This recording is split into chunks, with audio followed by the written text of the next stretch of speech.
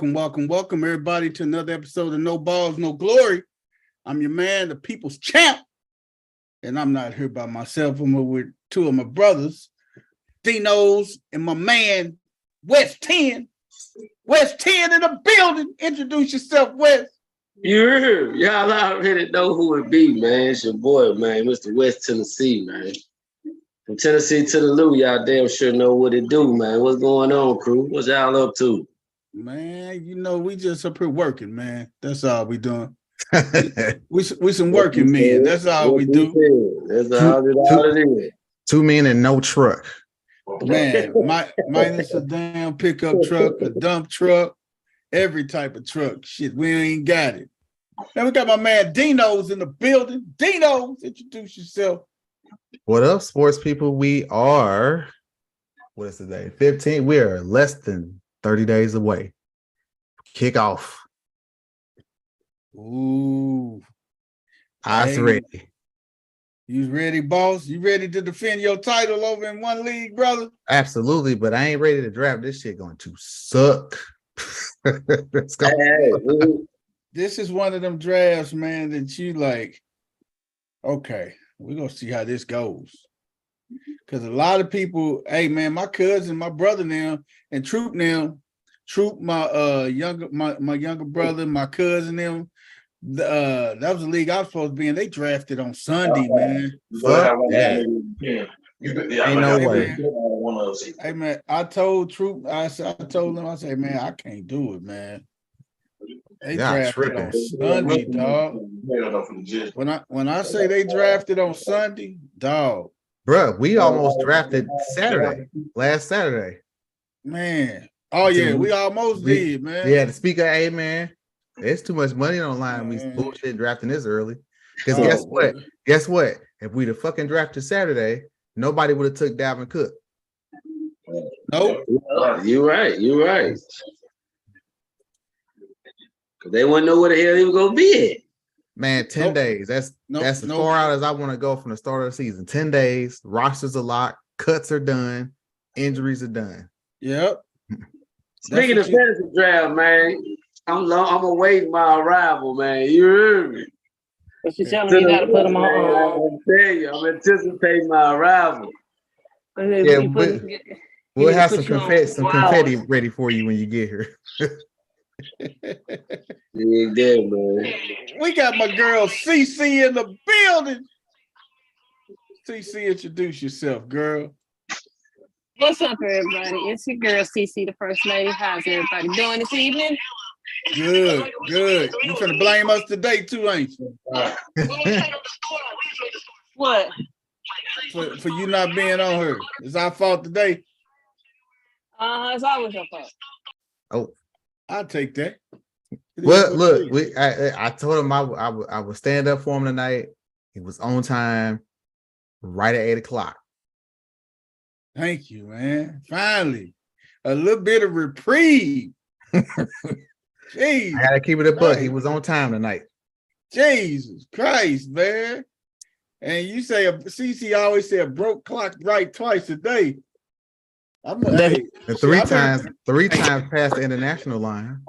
Hey man, hey, I've been on time quite a bit, man. Hey, you might as well say that clock is fixed, baby. That clock is fixed, baby.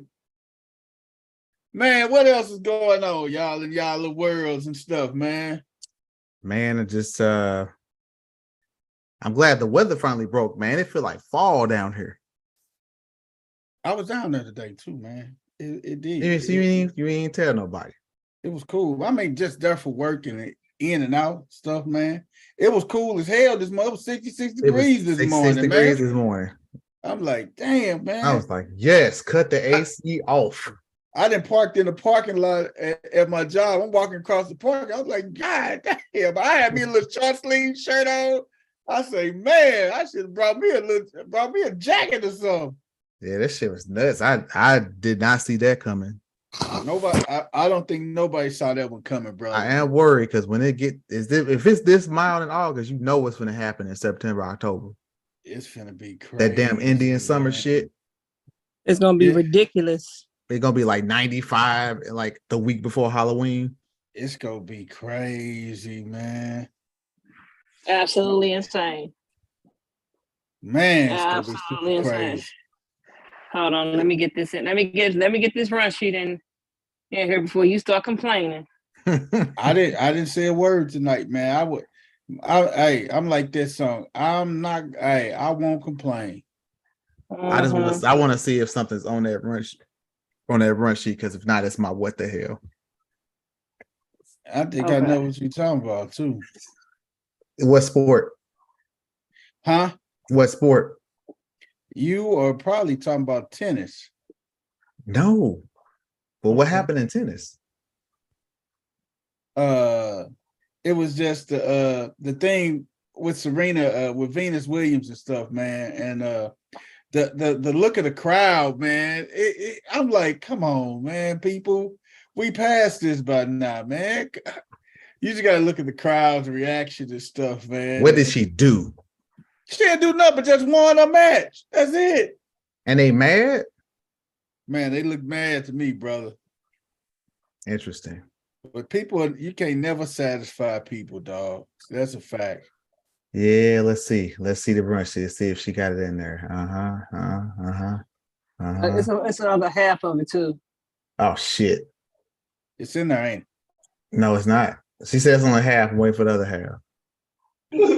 Always gonna be that one motherfucker out of every three that you cannot satisfy. I'm gonna let you know that right now. What you say? It's that one out of what? One out of every three, man. I swear. I always be man, just extra with every. Yeah, you can do everything right, and they still gonna criticize you. I tell my wife that. I tell my daughter that. Like, man, look, you gotta learn the subtle art of not giving a fuck. It's an awful. It's just awful. And sometimes it don't even have to be subtle.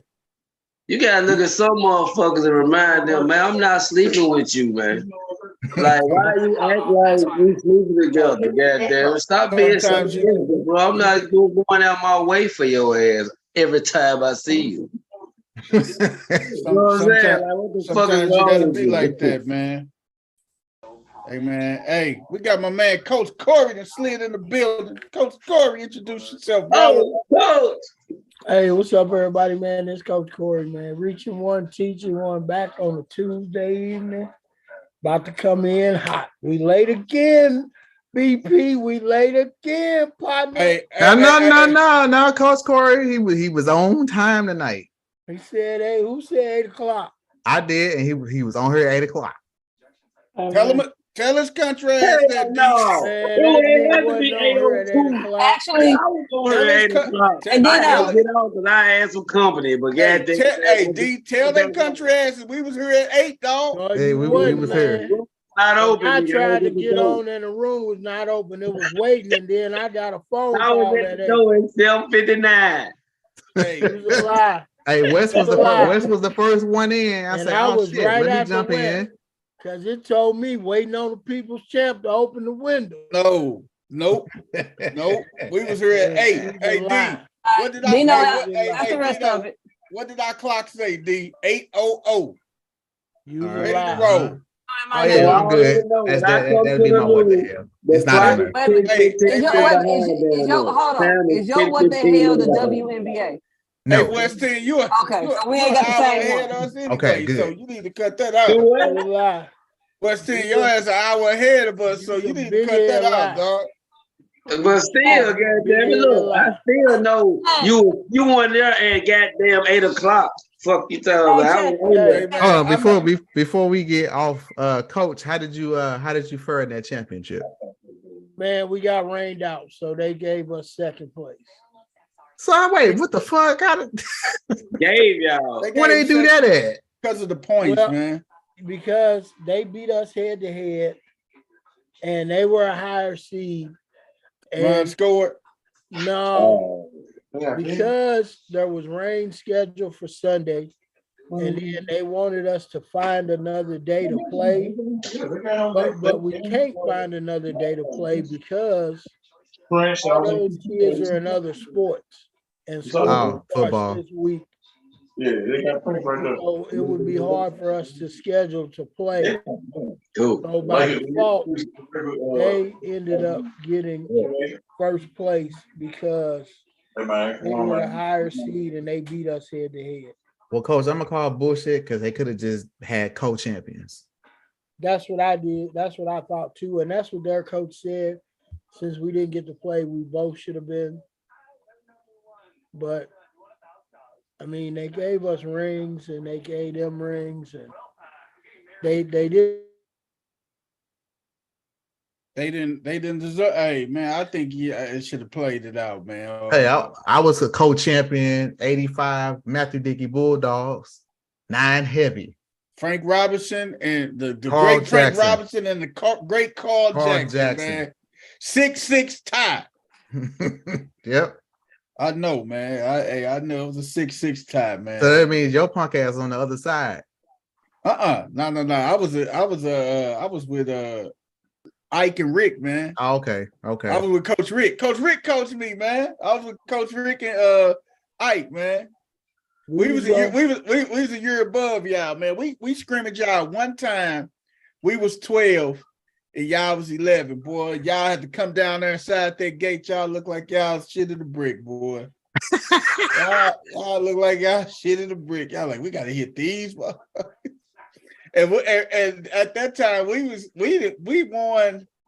won the Super Bowl from 7 all the way to 13. We lost one game at 13.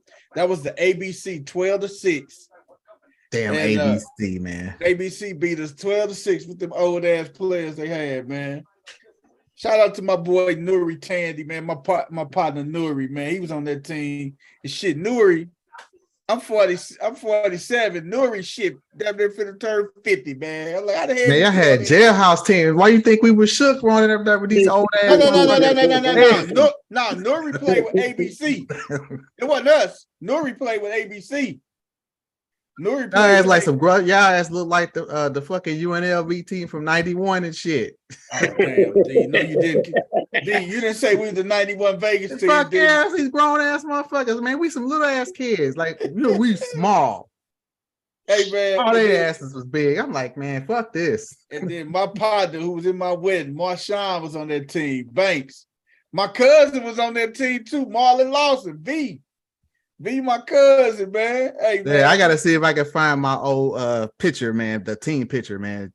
Hey, man. Hey. I saw. Hey, did you see the picture? I saw. My boy Brian Easter. Brian posted a picture with that Frank Robinson group, and guess who was on the picture making a goofy ass face as a lineman? Who? Who is my cousin and your partner? Troop. Yes, man. Troop made the goofiest face, man. I said, man, what is wrong with Troop, man? Troop was tripping, man. It must run in the family. I thought I found Troop's lookalike, but I backed off of it. I'm gonna have to go back to the well. Hey, you thought you found Troop's lookalike? Yeah, the bruh and the Wendy's commercials. Oh man. Hey man, I remember when Troop had them goggles, man. We used to wear them goggles. We say Troop looked like Chris Sabo and everything. Yeah, Chris Sabo. Troop was horrible with them goggles, man. But that's my guy, though, boy. Chris Sabo. What up, G Brown? What up, Percy? Thanks for joining us. What's up with you? Percy Payton in the building. What's up, Percy? What it do? Hit that like button on your way in, fam. Hit it for us, man. Hit that like and that thumbs up for us, man. We want pretty man. Pretty soon we'll be able to accept super chats, man, donations. Oh yeah, that means you come here and drop us off a couple dollars and stuff, man. Yeah, you drop a little something in the collection plate. That's it, man. Hey, just drop some on the collection plate and say praise the Lord. Hey, praise You're like the Lord. Old boy from what was that Thursday show? Oh yeah, hey, get up and walk. Yeah. Hey, you can sit back and say praise the Lord, bless the cook. Those who don't got nothing to eat, let them look. Damn, that's trash, man. Hey man, my boy I see why you got kicked out the church. praise the Lord, bless the cook. Those who ain't got nothing to eat. What the hell? CC, what's going on with your background? Hey, you know what it is, James Harden, the joke of the league. Hey man, Like Clown face, he signed up for Big Mama House 3. clown. hey man. Hey, I Dude don't is the know biggest James Harden. joker face ever. Don't Billy y'all Goat. remember? Don't y'all remember when he asked for that trade out of Houston and he looked like Doughboy? Then he got to Brooklyn and he looked like he was ready to he was ready to compete in some kind of bodybuilding championship. Like, hey guys, you want to see a dead body? Want to see a dead body? You know, they pissed him off in Philly. He going to get the vaccine. This Hey, dude, man. this dude is the fucking biggest diva I've ever seen that ain't Hey won man, shit. his so days done with are that. numbered, man. I'm so done with that clown. Man, sit your ass down. Damn. Dog, his days are numbered, man. He up out of there, man. He should be. And if I'm an owner of any yeah, other, no I doubt wouldn't about fucking it. touch him. I would not want to. I would never put him on my organization ever. Freeze his ass out. You wouldn't put him on there at all, huh? Fuck no, this dude been team hopping the last 5 seasons. He a jackass. Forget team hopping. He a jackass. Oh man. So you don't trust him neither, huh, Coach? Hell no. Did you see the clip? I put it in there. Oh man. Let's just go on start it on off then, man. Get to the clip, huh? Jackass. NBA in-season tournament groups, man. Got a couple in-season tournament groups. Bob Myers joins ESPN to be on the NBA countdown to call games. Warriors young star Kuminga scored 60 in Pro-Am semi-pro league. Why the hell you always put something here about the Warriors? You get on my nerve with that, man. But I guess you know what? But you know what? I guess that's some of the privileges because you do the run. You do an amazing job. let her have it. Let her have it. I'm gonna give your shine, man. I'm sorry. It came on at the top. It came on at the top of the NBA news that day because the boy dropped 60 in a Pro-Am game. Come on now. But what we don't need to put on the run sheet is anything else about ESPN firing somebody and hiring somebody else. Hey, West Team. He can't stand Golden State. Hey, West Team. Hey, man, did you see CC got to put something up about Golden State, man? Kuminga. Man, who the hell want to talk about that little? Man, come on, man. Hey, man. LSB Incorporated. It ain't even basketball season. We ain't worried about what they doing all season. West 10. Don't get in the car with people's champ, man. Yeah, let's stick to the run sheet. He know, goddamn, I'm getting caught with him against Golden State any day. Any day of the week, I respect him, but I don't like them motherfuckers. Hey, man, don't get a weapons charge with him, dog. He already got his beanie on. He already got an identifying marker on that damn beanie. See what he looking like right now. Y'all about to get locked up because you right looking like the hillside strangler and shit. Right. Don't get in the car with him, West End. You're gonna be accomplice to some foolishness. Hey, what'd you say, West End gonna catch a case? Yep, you're gonna be accomplice to some foolishness. Look at him. Gonna get you in the jumpsuit. Hold on, man. Did y'all say West End gonna catch a case, man? Hanging with me, man, with the beanie on tonight. You bad news walkers, man. Bad news walking. That's cold. All blacks, you can fade into the shadows. Oh, man. Okay, fooling with you. Don't do it, bro. Hey, man, the Sixers, man. Y'all know the news about James Harden, man. How he called Maury a liar, man. No, you gotta click the link and share that joker. Yeah, he talked when he said, did he say that in front of some kids and shit like that? Yeah. First of all, click the link. Let's get it on screen. Here it is, guys. Hey, man. First of all, you gotta hold on. Fair use. Fair use. Good job. Here it is. And I will never be a part of Maury is a liar, and I will never be a part of an organization that he's a part of. Let me say that again. Daryl Morey is a liar, and I will never be a part of an organization that he's a part of again. Thank you, man.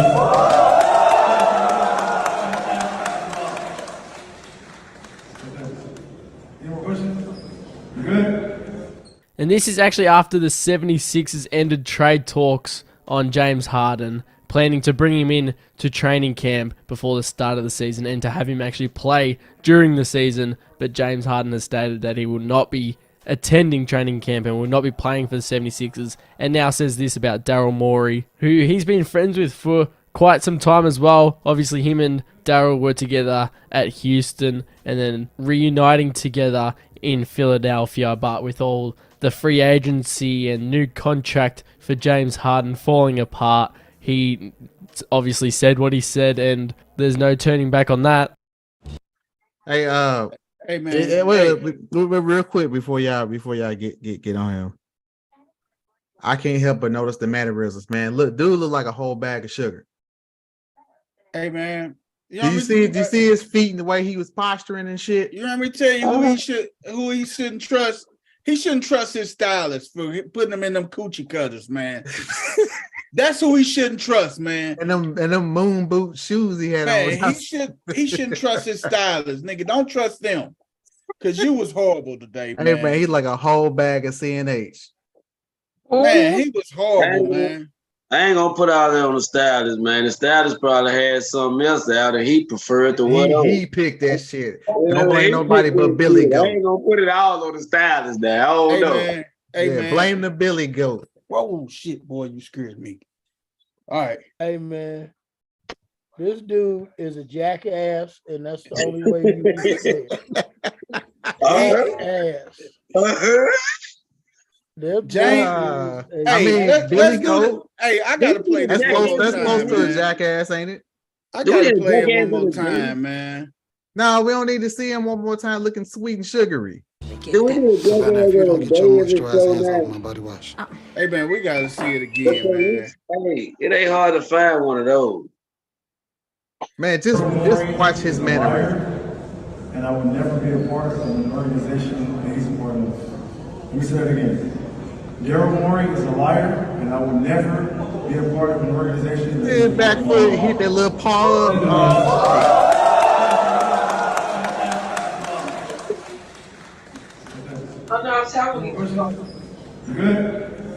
And this is actually after the 76ers ended trade talks on James Harden, planning to bring him in to training camp before the start of the season and to have him actually play during the season. But James Harden has stated that he will not be attending training camp and will not be playing for the 76ers, and now says this about Daryl Morey, who he's been friends with for quite some time as well. Obviously, him and Daryl were together at Houston and then reuniting together in Philadelphia, but with all the free agency and new contract for James Harden falling apart, he obviously said what he said, and there's no turning back on that. Hey, man, he is like a scorned lover, man. All right, get him off the screen. First of all, hey, man, he's like a scorned lover, man. Why? Daryl Morey has paid him more money than anybody is ever going to pay him. He's had exactly 2 of his biggest contracts given to him by this man. And now you're going to get on there and call this man a liar? Man, get the hell out of here. It was something, and I totally agree. I totally agree with what y'all saying. But it's something that has something to do with the reason why James Harden opted in. Retreat. It was a conversation that him and Daryl Morey had, and it didn't work out, and that's why he opted in based off of that conversation. So now he pissed. Hey, if I'm Daryl Morey, I'll tell James Harden to shut the hell up. Give me some of that money back you stole from us for underperforming, you fag. I tell you what, if you think James Harden, Coach, you can't say that, man. Hey, look, if you think Coach, you can't say that, man. To James Harden. I don't give a damn who it go out to, Coach. You can't say that, man. We don't want to let the people on us, man. And James Harden is that word. Hey, look, if you think James Harden is sweet and sugary, put a 2 in the chat. What the hell? Hey, man, you don't knock this man's sexuality, man. Put a 2 in the chat. You think he's sweet and sugary? Hey, look, his own sexuality. Look, man, as men on this show, we ain't concerned about what a motherfucking decision is to sleep with at the end of the night. Hell no. You know what I'm saying? I ain't worried about that part. You know what I'm saying? Because to be honest, a lot of y'all friends, if y'all really knew what their decision was, you probably wouldn't be their friend. But hey man, you say a lot of people that you think on the straight and narrow ain't you on the straight and narrow. I'm just saying. So I can't be worried about that type of shit at the end of the day. Hey man, I'm saying that's what he sound like. You right though. I do agree with you, Coach. Hey man, hey, it's three people I think Coach Corey just don't like. Coach Corey don't like James Harden. He don't like Antonio Brown, and he despises Adrian Broner, man. He despises Adrian Broner, man. And hey, Coach, what did you say about Adrian Broner last week? Man, I don't even want to talk about that dude. See, you been doing some real shit. I don't even want to get that dude not one single piece of my breath. Oh my God, he man. ain't even worth the energy, huh? Coach like it, man. Hey, Coach just like that. He said, man, he particularly don't care for him, man. So it is what it is. Look, man. I will tell this. Kyrie Irving gets on my nerves because he's too talented to do the dumb stuff he does, right? I agree.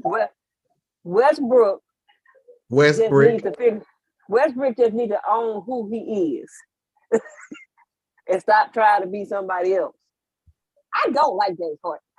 Now you talking about somebody I don't like. Oh my God! And it takes a lot to say you don't like somebody. Oh, I get looked at like I'm crazy all the time. James Harden, in my opinion, has been a glorified six man for a very long time. That was when he played his best basketball, when he was a six man. And hadn't won shit. And I'm gonna keep going back to that. He ain't won shit. Right. It's like everybody he didn't even sniff the finals. And you want to know what you want to makes my skin crawl. And it's hard to even say the words that damn year that he was MVP after and they gave him MVP because he whined.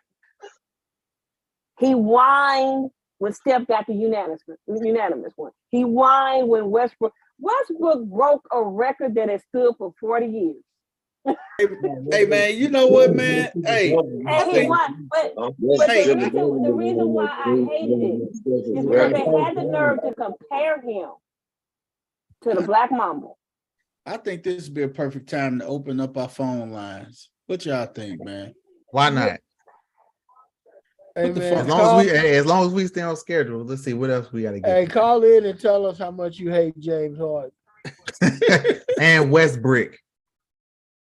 Oh my God, man! At this point, Westbrook is on. He is 2 steps ahead of this clown.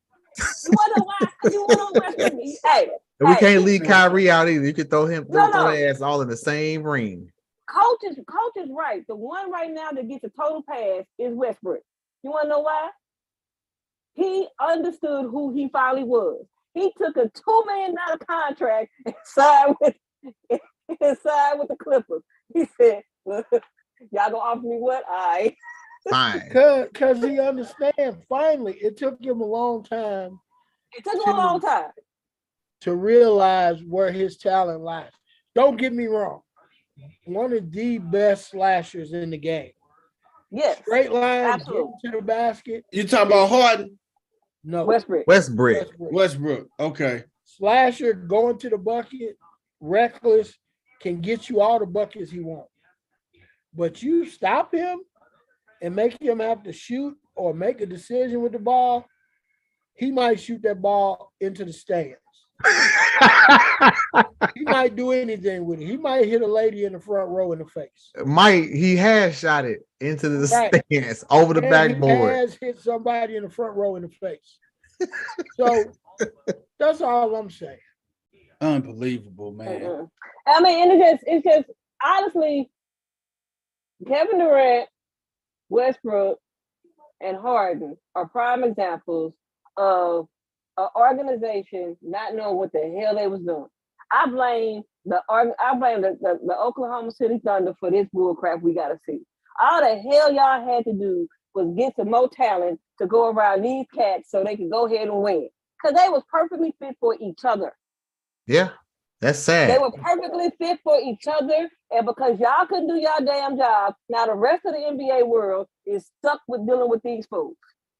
The only one that actually, and ever since he left y'all, he made one decision that everybody hated, but it was actually a decent one.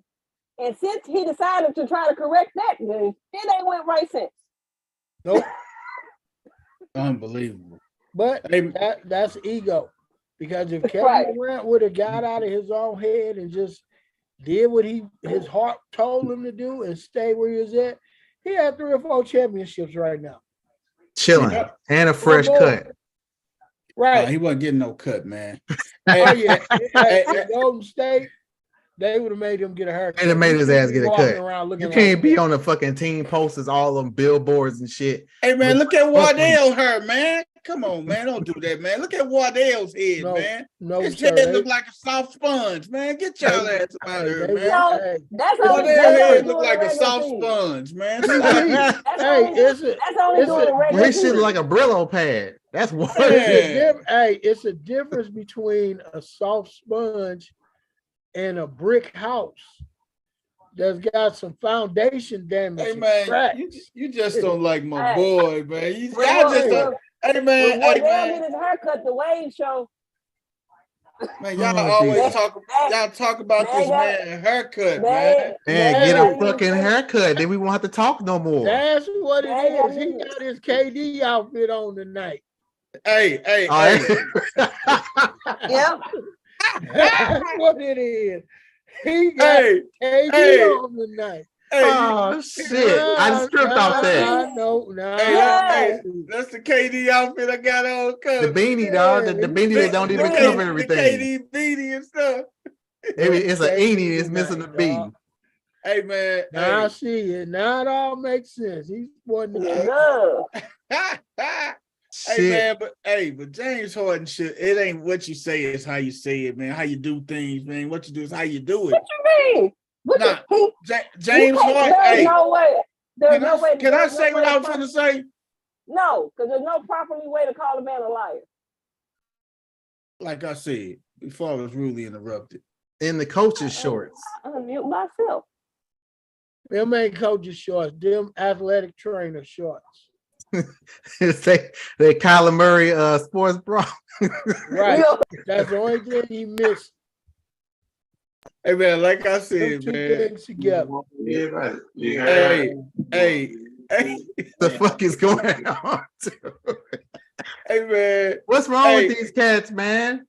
They be tripping, man. The fuck? Hey, we're gonna get on that in the next second, man. But I just want to make one point before we segue into the NFL. Man, these little young guys, they just don't believe in handling stuff off the court. You want to make a spectacle, man. I mean, hey, dude, you lost points with a lot of people, man. I mean, you got to control your emotions. And thus, there was them shorts and stuff, man. They can't. Everything is televised or recorded or uploaded or shared or tweeted or text. Hey, man, everything, man. But like ask a Gen Z what a backdoor deal is. They were like, well, I don't have a backdoor in my house. Trade him to Detroit. What you say? See, let him go die in the Motor City, huh? Damn. Drop his ass off in the deep. Just go let him die up there in Motown, huh? Right. Send him to Washington. He'll die in the nation's capital. I wouldn't even send him to Washington, man. Hey, like she say, send him somewhere. Hey, send him to Orlando. Let him go play with Mickey Mouse. No, don't you send him to Orlando. Them boys in Orlando gonna be tough, man. With Banchero, oh man, don't you send him down there to Orlando. Hey man, let me see what we can send. No, I got one. I got the perfect spot for him. Charlotte. No, I was just getting ready to say. Not Charlotte, because you got to trade for him, right? So that means the team got to give up some people, right? Indiana Pacers. No, go get Shay out of OKC. Send him back. Send him back. Send him back to OKC. Send him back to Oklahoma to die. Send him back to Oklahoma. Let him die in Oklahoma. Let him die where he was born there. Huh? Like, hey, you started this shit. You finish it. If he, right. hey, y'all take it back. Big ass return to sender finger. Right. Right. Hey, what you say? Return to what? Return to sender. Right.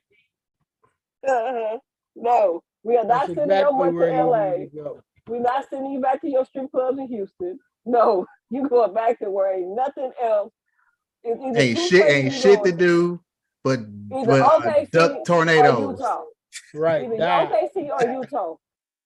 Die right here. OKC or Utah. Hey, one of the two places. hey, this is what y'all want to tell when James Harden go back to Houston. Somebody get him back over there. There is no movement by Green. Did they lay over? I didn't see all that. It's absolute pandemonium. Stand back. You can do it, Jordan. And you see the real champion. What's the stretcher? If he dies, he dies. He dies. Man, that's one of the strongest. Man, that's the smallest, strongest in history. No. I swear, man. God damn, man. That nigga Apollo, man. Down right there in the motherfucking ring, man. Here it is. Rocky got on his ass. Hey, one of the greatest lines in cinema movie history. Hey man, if he dies, he dies. He dies. Hey man, if he dies, he dies. That shit's never getting old. That's a classic to this day, man. Hey man, before we segue into the NFL real quick baseball news and notes. McClanahan for the Rays, man. Man, this dude set to have Tommy John, man. That elbow, man, Shama McClanahan set to have that Tommy on the surgery, on that elbow, man. That Tommy. Oh man. Ooh. And if you guys know about the Rays, Shane McClanahan, that's their 8th. That's their 1. And wow. right before the playoffs, too. And the sad thing about it, he did it when they was playing the division rival New York Yankees. He clinched his elbow after he after Giancarlo hit him out in right field, man, for a home run. He clinched that elbow, man. It was over with, man. So, man, wish him nothing but the best, man. Let me see what else. Michael Walker, y'all boy. Michael Walker is coming off the DL with the Padres, and he's scheduled to face the Orioles tomorrow. Michael Walker. Walker Flocker Flame. Walker Flocker Flame. He's scheduled to come off the injured list to pitch. And the last but not least, the Cubs. Marcus Stroman. He has right discomfort still in that rib cage, and they pushed him back a little bit longer. Do you think they should push him back or shut him down, man? Discomfort in the rib cage? I mean, Marcus Stroman doing that so he don't get traded. Hey, where they at right now? They're in second place, man. They're only 3.5. They're only 3.5 behind. What's the name of man? Yeah, but he the biggest trade piece out there. Man, they only 3.5 games behind the Brewers, man. And the Cardinals the Cardinals are cellar dwellers, man. That's all I'm gonna say. They're in the cellar dwellers. Shout out to the cellar dwellers, the old hip hop group from the late 90s. Oh yeah, the cellar Can dwellers. we tell you about talking about them on this podcast, brothers? Hey man, who? I just say they cellar dwellers, man. I ain't give them no energy, man. I just say they cellar dwellers, man. We don't even need to mention them. Hey, you just upset, man. Hey, man, but I do. I'm Why gonna am I tell you something. upset? My Phillies are in the league. I just say you just gotta distinct. You know what? Your dislike is for your disdain is for unrealistic Cardinal fans. How about that? When the Cardinal fans you got Cardinal fans out there still think that they got a chance for a wild card spot. Yeah, what kind of shit they smoking? They're good. They're good. They're West County good. They got some shit I don't never want to touch because they can't even get the 5. They can't even get the 500. Everybody you chasing is in your division that you can't beat. Hey, they smoking that Baldwin Bush, ain't they? That Baldwin Bush. Man, they smoking Grant's Farm, the whole damn thing. The barn, the billy goats, the cows, all that shit. Hey, man, I'm telling you, that's that West County good. That's what they own, man. Hey, man, I do got to show you one thing about yesterday, man. Max Scherzer, man. I love Max Scherzer, man. But he literally got upset yesterday. I'm going to share with you guys a video. Scherzer trying to strike out the side to get this one started tonight. Now time call. And Scherzer may be having a little trouble. A violation of the pitch timer. And Scherzer does strike out this side with a toss over his shoulder. He looks mad about it. We didn't get to see the end of that one, but we saw the end of the other two. Fastball up and away to Moniak, and then this cutter on the inside corner just off to Shohei Ohtani. So, Scherzer. Hey, he was upset, man. He was literally upset that he got that strikeout. You should have saw his face. His face. I couldn't find the one that they showed where his face was. He was pissed, man, that they called the guy out and because of a clock violation, and he got the strikeout. He wanted to strike him out, I think, the old traditional way, man. Scherzer hates this pitch clock. It's well documented. He can't stand any of that. Man, he has a disliking for that pitch clock, man. They all should have it.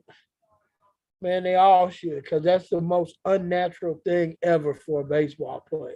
Is to have a pitch clock. A pitch clock, man. I gotta get in the box and sit there and wait on the pitcher. Man, and he could take it down to the final seconds of the pitch clock before he throws. And do whatever he want with it. And we can't do nothing about it.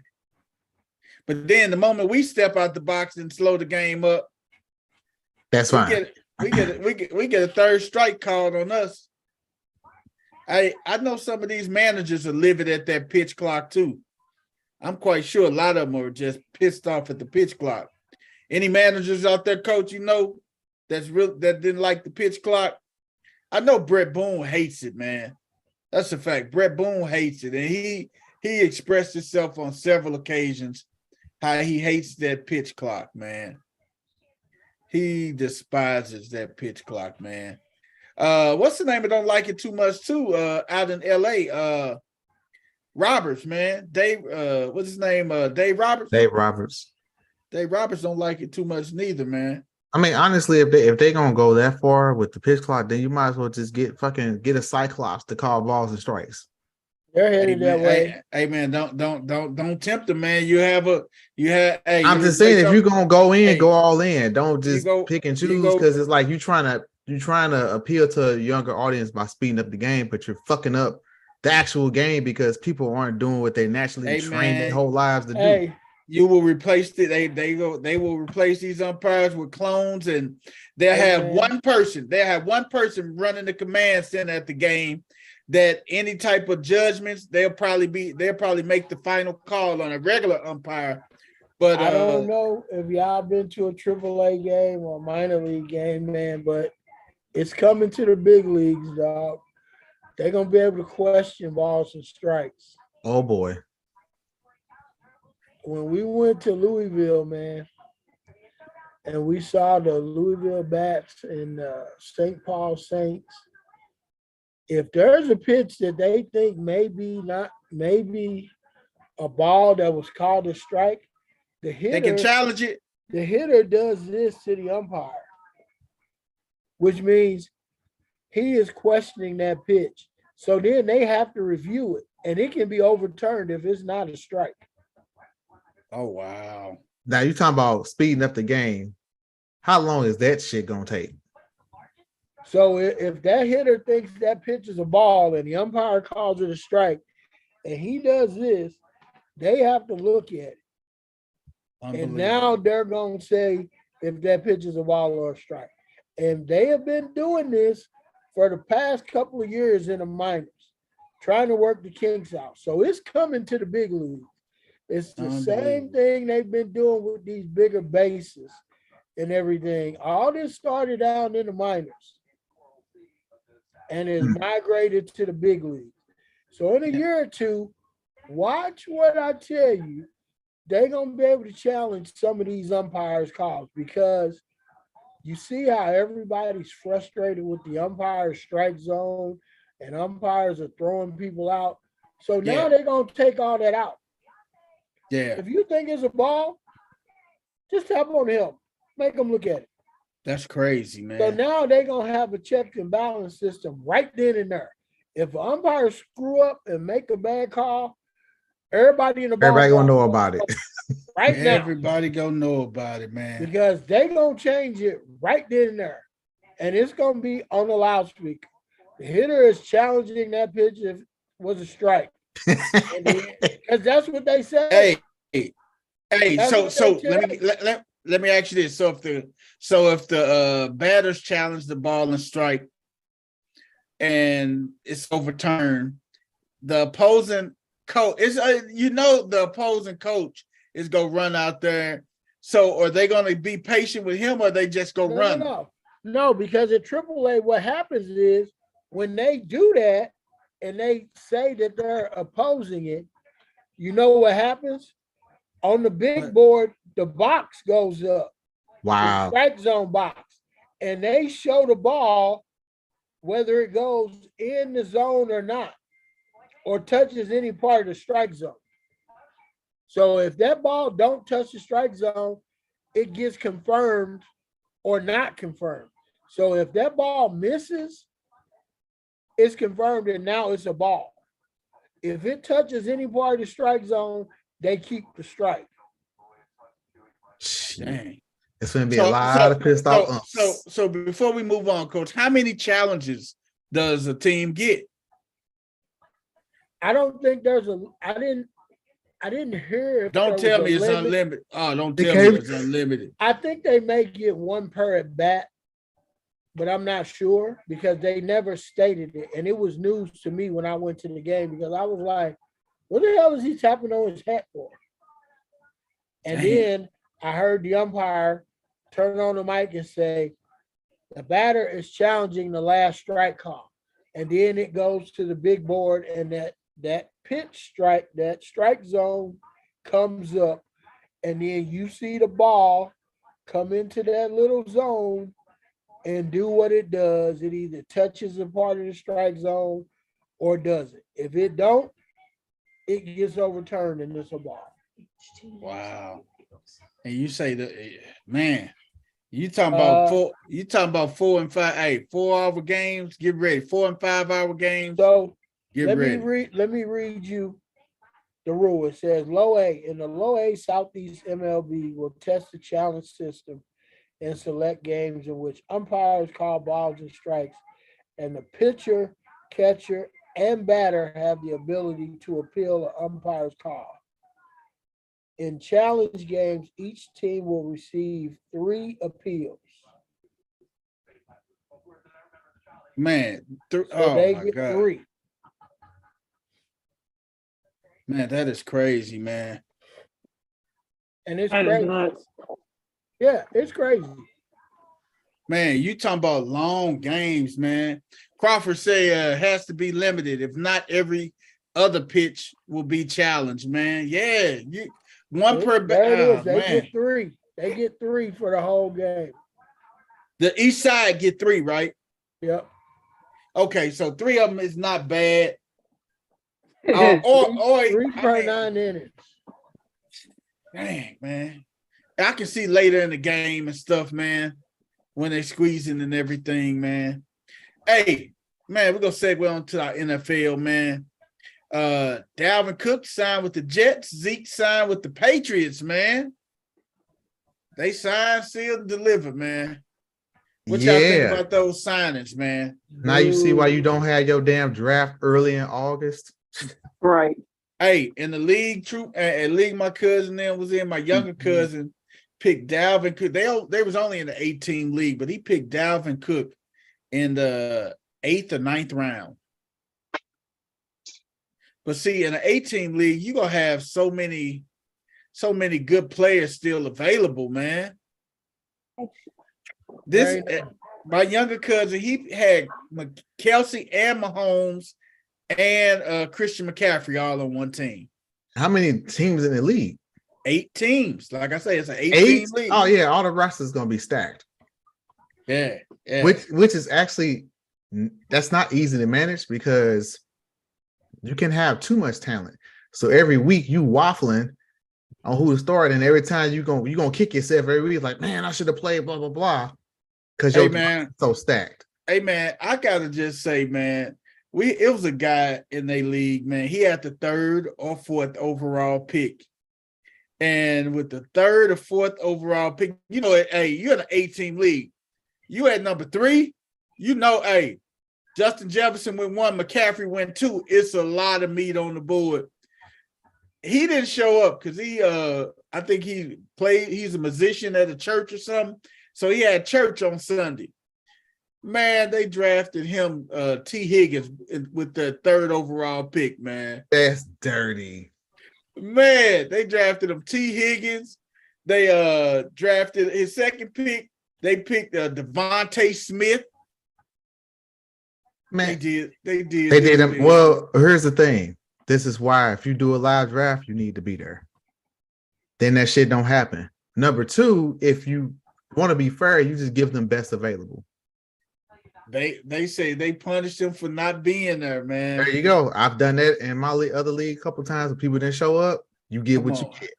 Hey man, I tell them, man, you can take that team and just stick that team, shove it, Potsy. Hey, I like you said that, Dinos, because I will be live and in living color for this one. You heard me. West Tennessee ain't fucking around no more. Hey man, shout out fuck around. I had 3 kickers and shit. Hey man, shout out to my boy Mook Duke, man. My boy, one of my old players, man. Mook hitting every St. Louis Hooters up, getting us free draft kids. So shout out to Mook Duke, man. Damn.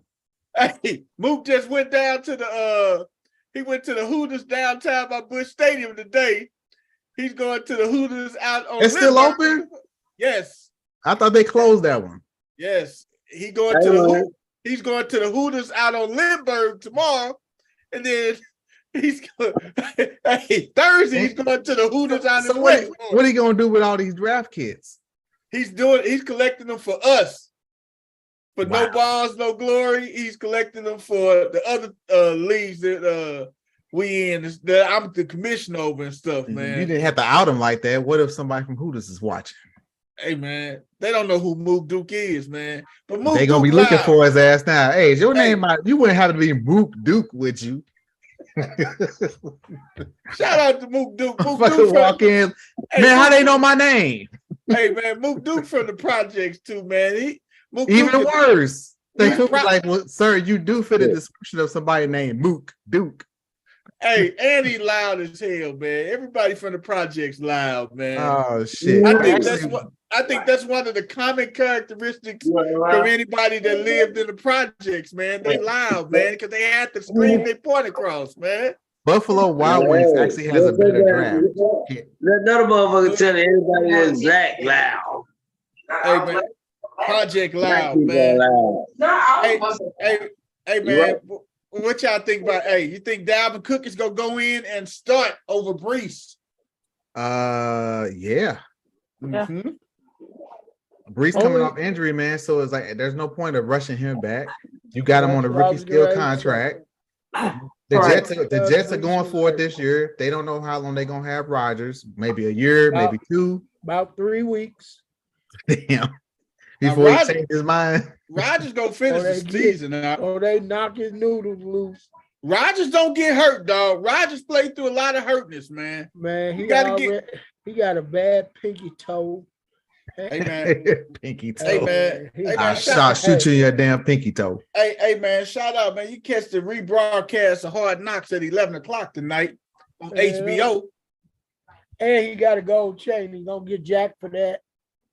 Yeah. Hey man, you think Rodgers soft, don't you? Hey, Sauce Gardner got him a chain, man. Yeah, Sauce. Sauce is medicated kind. Hey, Sauce Gardner say he told everybody he was gonna make Aaron Rodgers saucy.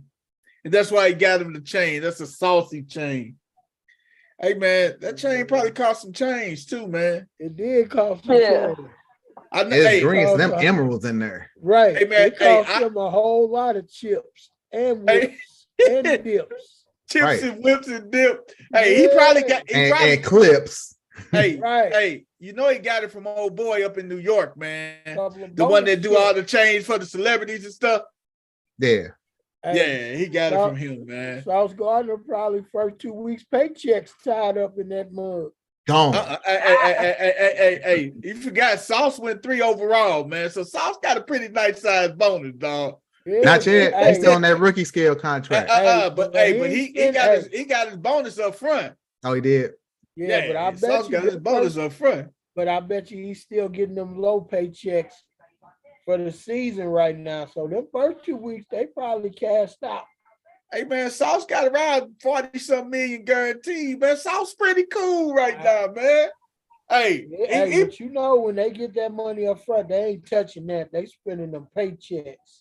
You ain't like, right now, Sauce Gardner first 2 weeks, they on Aaron Rodgers' neck. Week 3, then he gonna have something he can play with. Hey, week 3 he gonna be in the green. He gonna be in the black, huh? Yeah, week 3. Hey man, what game related is, man? They got the Cowboys week 2. That's gonna be a good one right there. I'm gonna make a lot of money that week. Well, shit. Did you get in on the action, Wes? Yeah, you get in on the bet with the crew and game related. He bet $200. The Cowboys win the division, man. The division. I know he bet me that. He bet Dino too. He bet me and BP. Oh yeah, that boy out of he gonna be out of sick. I heard that shit. Like, sign my ass up. I need my 200 game related. Hey man, them little adorable grandbabies, man, they gonna have to go without a little bit of a case of milk for a week or two. No, they ain't. I'm gonna buy them some with the money he sent me. I'm gonna buy them some milk. They ain't it's gonna be game. It's gonna be game face. When he got to pay up. Hey, right here, underneath that one. Look, game related looking at nigga. Sure is. Boy, ain't that game. Look at that. I got a Cowboy fan over here. He talking this shit too. Hey man, every year though. Y'all the last in y'all division. Come on, man. Hey, man. Hey, Wes. You know, Game is the only reasonable Cowboys fan you can actually have a conversation with logically. I know. The rest of them, they delusional, man. Hey, man, what do you got? They win the Super Bowl every year. And that's saying a lot because Game still said they was gonna win the division. Oh man, that's very true. Good point. Speaking of Dallas Cowboys, man, Zeke is to the Patriots. Will that tap into Ramondre Stevenson touches? Hell yeah, at the goal line. Yeah, the goal line. Look, I'll give you some free fantasy advice. I probably would pass on Ramondre unless it's like later rounds. Yeah, man. He was going like 4th round, late third, early fourth. Fuck so that. He like around 6, 7 now. Yeah, man. You don't want to take no gamble on Ramondre right now, man. Nah, he's gonna be getting vaulted. He's gonna be getting vaulted by Zeke. And God forbid Zeke get hot. You know, every now and then Zeke hit that he hit those 3-4 games, just a hot streak, man. And God forbid he get hot those 3-4 games, man. Yeah. Man, I just hope this man can pull his jersey over his damn belly button when the season starts. Fat motherfucker, man. Because I know Belichick ain't gonna be with this. You gonna have to get in shape fucking with Belichick. Belichick let cut off sleeves go. He gotta be good with the crop tops. Hey man, Belichick, man, don't have no sleeves on no hoodies. He detached every sleeve from every hoodie he owned, man. This the only man that talks and his mouth don't move. How the fuck does he do that? I said, he be like, he say, a real life ventriloquist. He be like, we gotta win every game. See your mouth moving, like his shit don't move at all. Yeah, like he got a ventriloquist. Yeah, somebody back there talking for his ass because I be watching his mouth. Hey man, the move, Hey man, the movie The Blind Side, man. Michael Orr came out and said, "Oh man, what do y'all think about that, man? Michael Orr and The Blind Side." Well, it sounds like he got a pending lawsuit for defamation. Yeah, man. He said they ain't share that movie money, man. He said that movie was so false, man. The narrative behind it, they never adopted him. He said he was never adopted. And he ain't getting no money, man. So here's my thing to him, bruh. That movie came out like fucking 10 years ago. Why the fuck you ain't say shit when the shit came out? Like, what the fuck, though? You probably passed the statute of limitations. God damn, dog. Not to mention, I did the research. The Tuohys. Each one of the Tuohys got $225,000 for the movie and 2.5% of the gross sales. The movie grossed $300 million, so they got $7.5 million. So it's not like it's not like they cleared a whole hell of a lot. Like they didn't break the bank. The Tuohys are rich on their own. Hey, I don't think the amount was the point. I just think the fact he didn't get his cut. Yeah, damn, it was the point. The lawyer for the Tuohys came out and said that he threatened to go public with this if they didn't give him $15 million. They didn't get $15 million off the movie. But see, the Tuohys made money, man, hand over fist, man, because they had their own businesses and stuff, man. I think he owned the chain. What he owned the chain of? What restaurants he owned the chain of and stuff? Taco Bell, like Taco Bell. Yeah. And she was a high-end interior designer. They net worth is like $100 million. So how much you think they pimped off of them, man? And that was they got paid. Hey, that was name, image, and likeness before name, image, and likeness came out. That's dirty as fuck. That's damn dirty. That's hella dirty, man. Man, like if this comes out to be true, they robbed this dude, man. And then the thing is, the movie made it seem like they adopted him as one of their sons. They did a good deed. Well, the movie, they adopted him to be able to, like, it wasn't like they there was something they adopted him for at the point in time with him getting a license or something like that. Because they became his guardian. They didn't adopt him. They became his guardian. In the movie, they played it like they became because it didn't make sense to adopt him because he was about to be 18. Yeah, man. So they became his legal guardian. In the movie, so Sean Tuohy, man, he was adamant about it. Hey man, he was adamant about what he said. Man, he was adamant about what he said, man.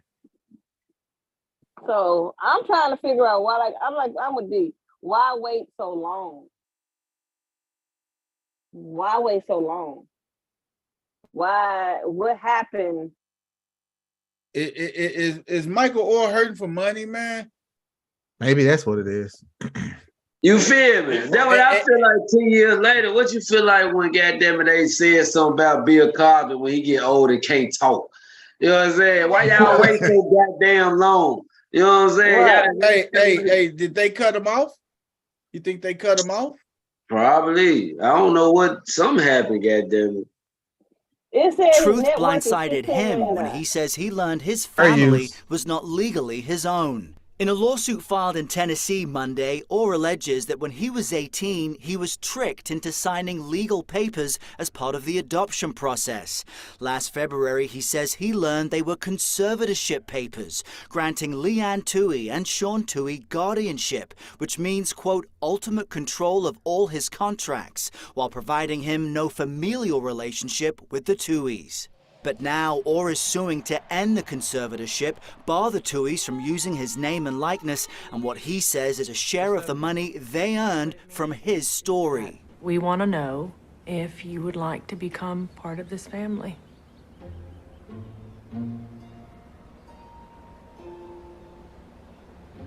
Wait a minute, he got married after 17 years. I already was. Orr's remarkable tale was portrayed in the hit Oscar-winning movie The Blind Side. You protect his blind side. When you look at him, you think of me. The then teen, who had an unstable home life, was taken in by Leanne Toohey, played by Sandra Bullock, and her family before starring in college football and the NFL. The film earning more than $300 million. But the petition states Orr received no compensation for the film, quote, that would not have existed without him. Meanwhile, the Tooheys and their children allegedly received hundreds of thousands of dollars. Orr has long questioned his portrayal in the film. I think it took away the hard work and the dedication that I created from a child, and going to school in the 3rd grade, getting myself up. First one in the locker room, last one out. And I think the biggest for me is, being portrayed, not being able to read or write. The Tooheys have continued to publicly refer to Orr as their adopted son. Attorney and conservatorship expert Christopher Melcher.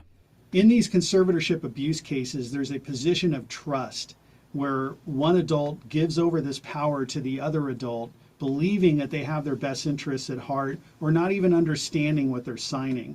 He was an adult at that time. There's no reason for him to have to surrender those rights.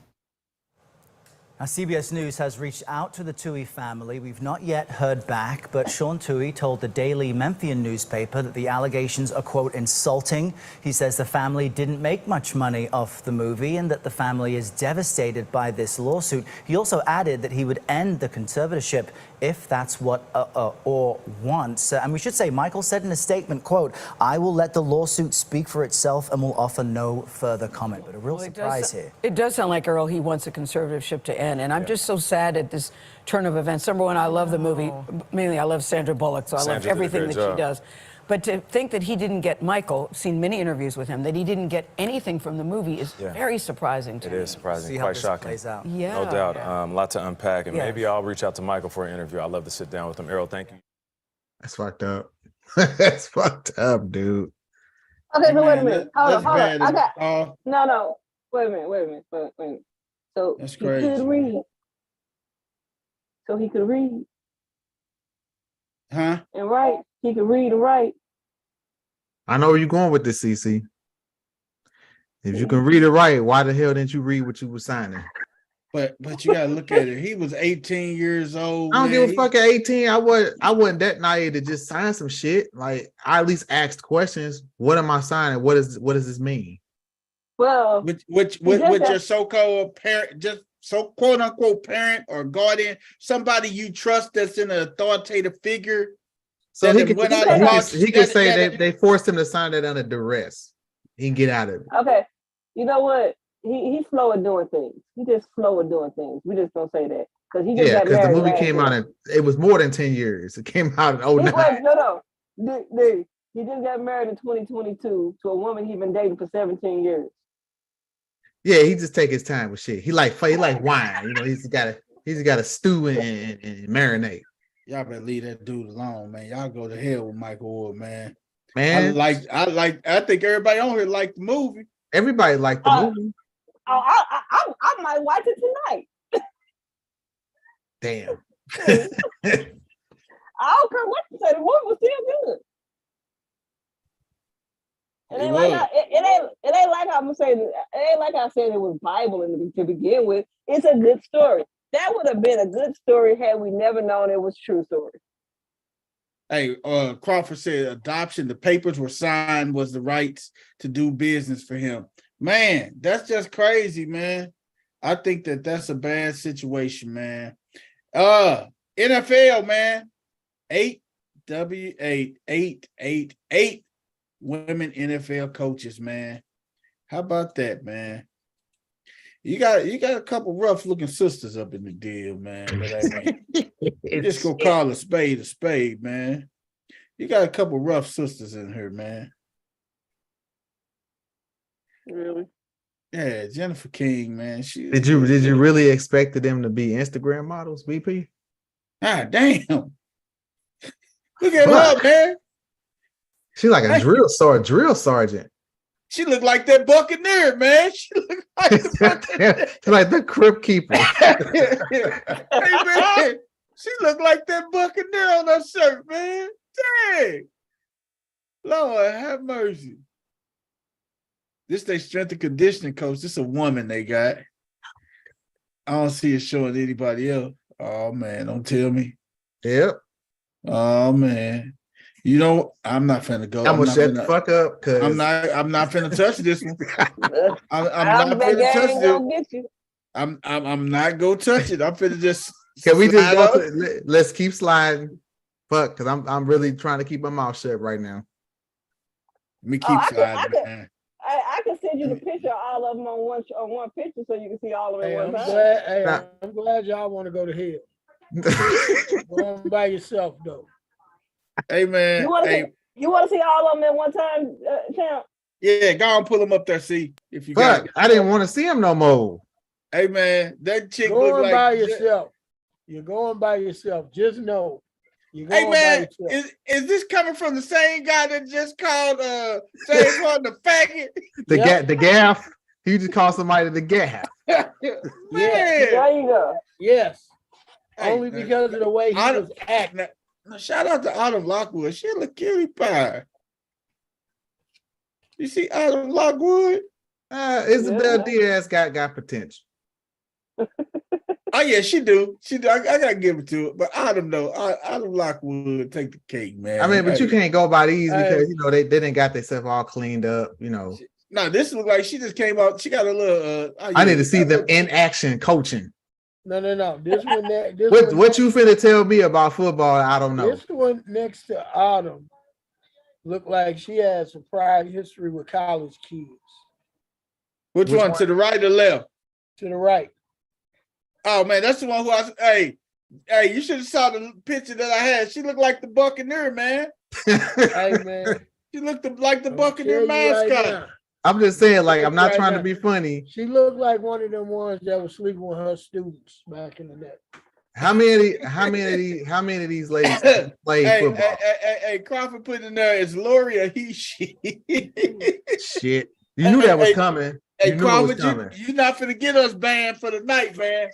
That's what you're not gonna do, dog. Coach Corey already took care of that. But we finna get a nice fat ass strike. Hey man, hey, Coach Corey was tripping tonight, man. He came in hot, man. I told y'all fair use right away.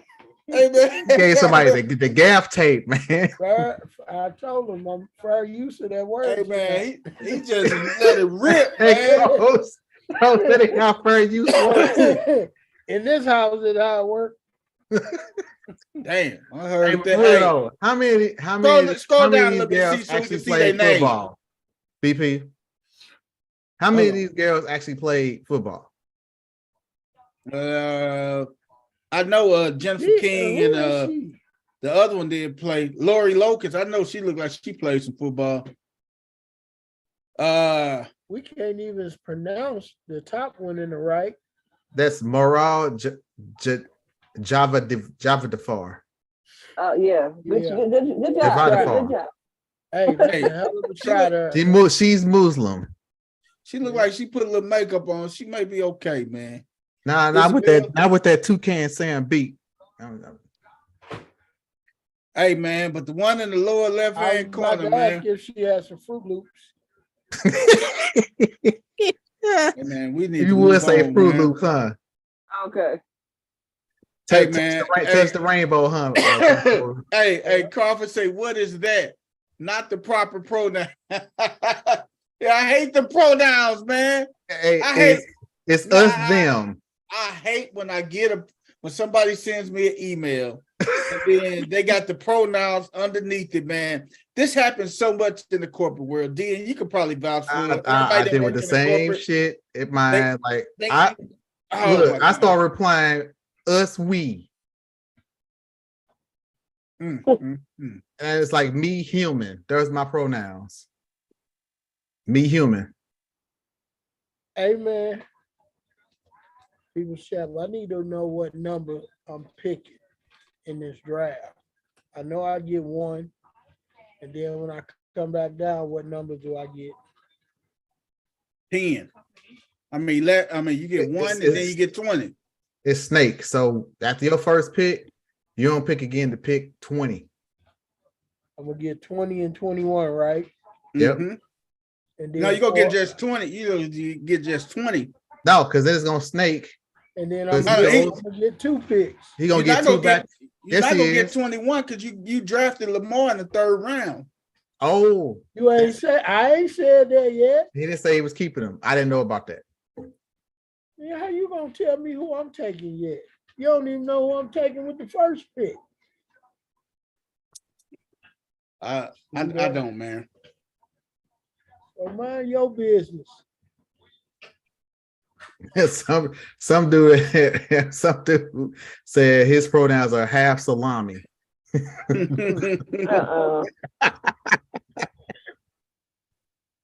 Oh shit. And then I'm gonna get 40 and 41, right? And then 60 and 61. That's how I go. Right? Which conference we doing today?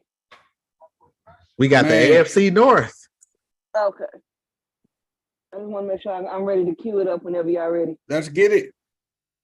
Okay. You must be trying to do a mock draft, coach. No.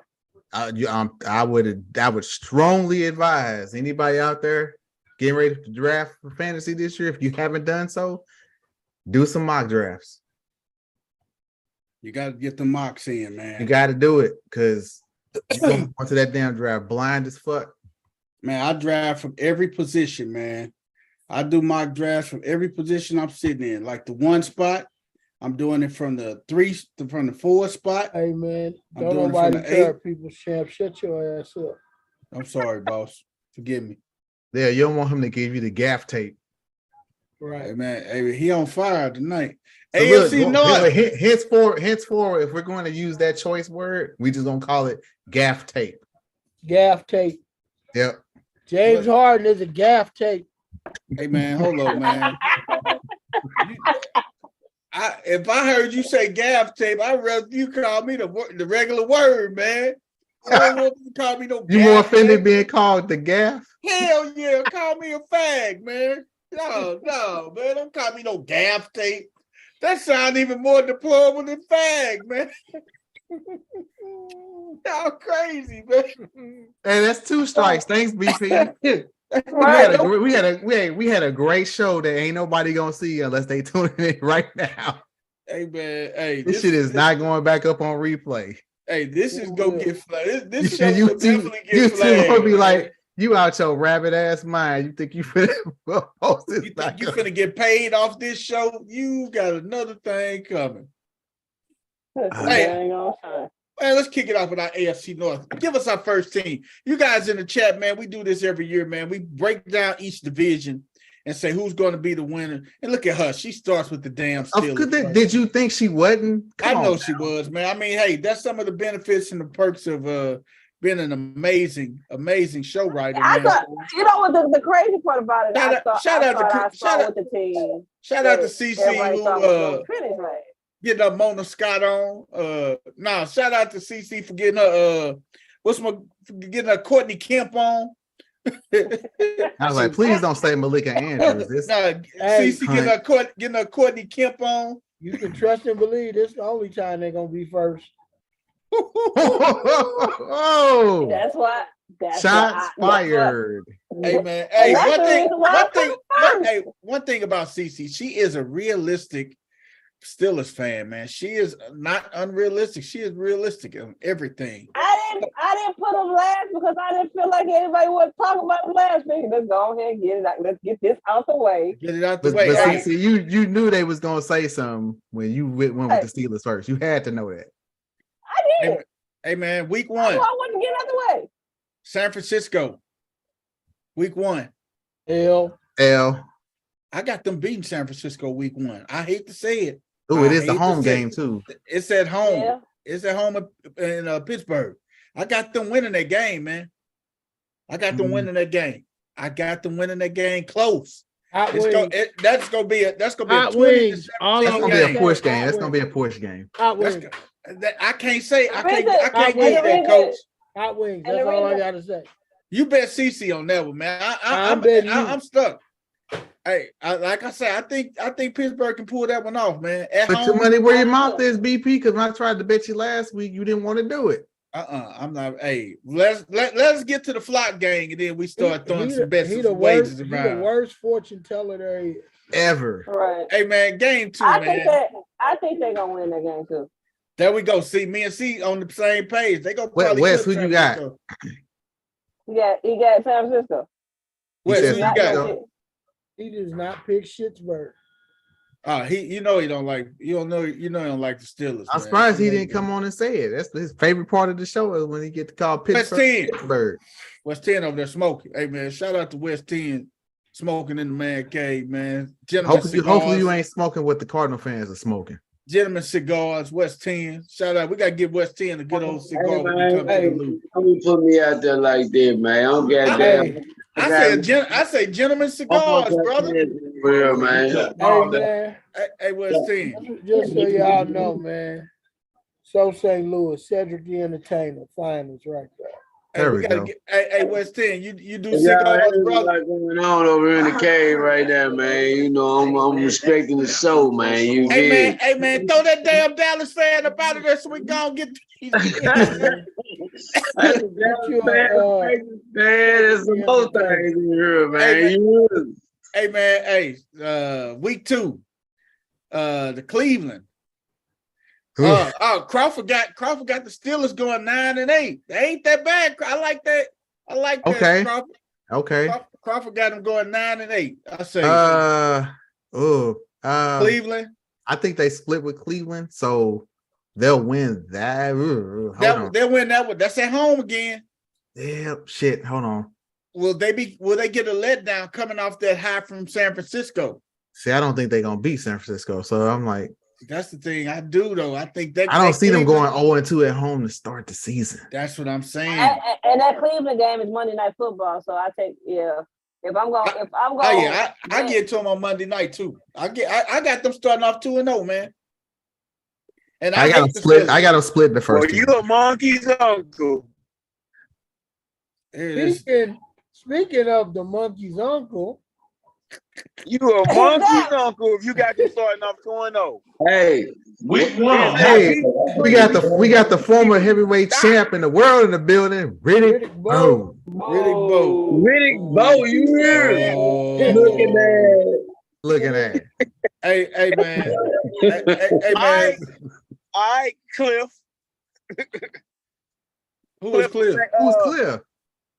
Cliff from what's the insurance company? That's him. That's Dino's. Who? Cliff Paul. Cliff Paul. Yeah, he Cliff Paul. Come on, like State Farm commercials. Looking ass. I'm gonna get your portfolio looking ass right. Yeah, you had this Chris Paul with a bow tie looking ass. I need to see photos. See, I have photos of you. You wanna know what? Call me crazy, and we all know I'm a realistic Steelers fan. I see 10 wins. I see 10. Let's get through this schedule and then we can talk. Hey man, Las Vegas. I got a win in that Las Vegas. I got a win today. I got them starting off 4-0, man. I'm gonna be perfectly honest. I already know you got them losing to Baltimore. Hey, 3-1 at the worst. You got a win in Baltimore? No. That's the 5th game, man. Come on, man. Oh. That's the 5th game. They not beat San Francisco, bro. Bro, they not beat San Francisco. Hell no. They not beat San Francisco. If Bosa don't sign, they gonna be kind of light on the defensive line. They gonna be good. Hey man. Y'all forgetting that Steelers defense top 5, man. They got TJ Watt and then they got Highsmith on the other side. Minka. Don't forget that defense, man. I understand that, but I think Brock Purdy's bubble is gonna pop. They got tape on this dude now. Hey man, they gonna be on. It's gonna be a close. Like I say, it's gonna either be 17-10 or 20-17. It's gonna be within a field goal. I'm gonna take San Francisco in that first game, and I'll take Cleveland Monday night. I think they'll start off 3-1. I think they'll start off 3-1. I say 4-0 or 3-1, man. Hey, I say 3-1. That San Francisco is an up in the air game, man. I'll go 3-1 to start. Hey, 3-2 because when they that sound more realistic. 2-2. And see, they got Baltimore week 5. But that's it. That's in Pittsburgh. That's in Pittsburgh, though. That's in Pittsburgh. And Baltimore struggles in Pittsburgh. Hey, get what though? You know the thing about this right here though. All these new Ravens, man. One thing they gotta understand: you cannot earn your Purple Heart without winning in Pittsburgh, man. If you can't perform in Pittsburgh, you do not get your Purple Heart, man. That's how you earn your Purple Heart in Baltimore, man. You gotta perform in Pittsburgh. And we got a lot of motherfuckers ready to perform, man. Let me see. 1, 2. We're gonna find out because Jackson and Beckham probably gonna play this week in preseason. We're gonna see what kind of chemistry they got. Just got paid. We got a new receiver. We got a healthy running back. I know we ready. Pittsburgh got them motherfucking guys out there too. Don't give a fuck. Don't nobody play them like we do. It's Watts. I got them 9-8, man. I got them 9-8 like Crawford, man. I think they're gonna win 10. I got them going 9-8, and it's bordering on that 10-7, but I got them going 9-8. What y'all got them going, man? I got them going 10-7 because I think they're gonna split with 2 of the teams, and I think I'll split with everybody in the division. I don't think anybody in that division. I think the only person in the division that may sweep would be Cincinnati. That would be the only person. And the only reason why I say Cincinnati is because Cincinnati doesn't play them until November, until later in the season, and by then Burrows will be in full form. He gonna hit a stride. He gonna be in stride. Like some of those contract year for Burrows too, right? Am I correct? What you say, Myron? It's the contract year for Burrows too, right? No, he got his money. He got his money. Okay. Hey man, did Kenny Pickett ever find his playbook? Yeah, he found it. Hey man, they say, hey. We a sports show, and we supposed to report neutral, man. But they are impressed with Kenny Pickett, the way Kenny Pickett is looking in camp, man. They say he has a certain level of confidence. Mike Tomlin even spoke highly of him, man. They say, man, Kenny Pickett is doing. I'm just telling you, brother. People chat. I'm telling you. Question. Go ahead. What the hell they supposed to say? Hey man, I'm just telling you, man. Because what thing to say? No, but it's one thing you gotta know about Mike Tomlinson, man. I don't give a damn if you on this team or not. If you doing good, he gonna praise you. If you're not, he don't care who you. He will criticize you.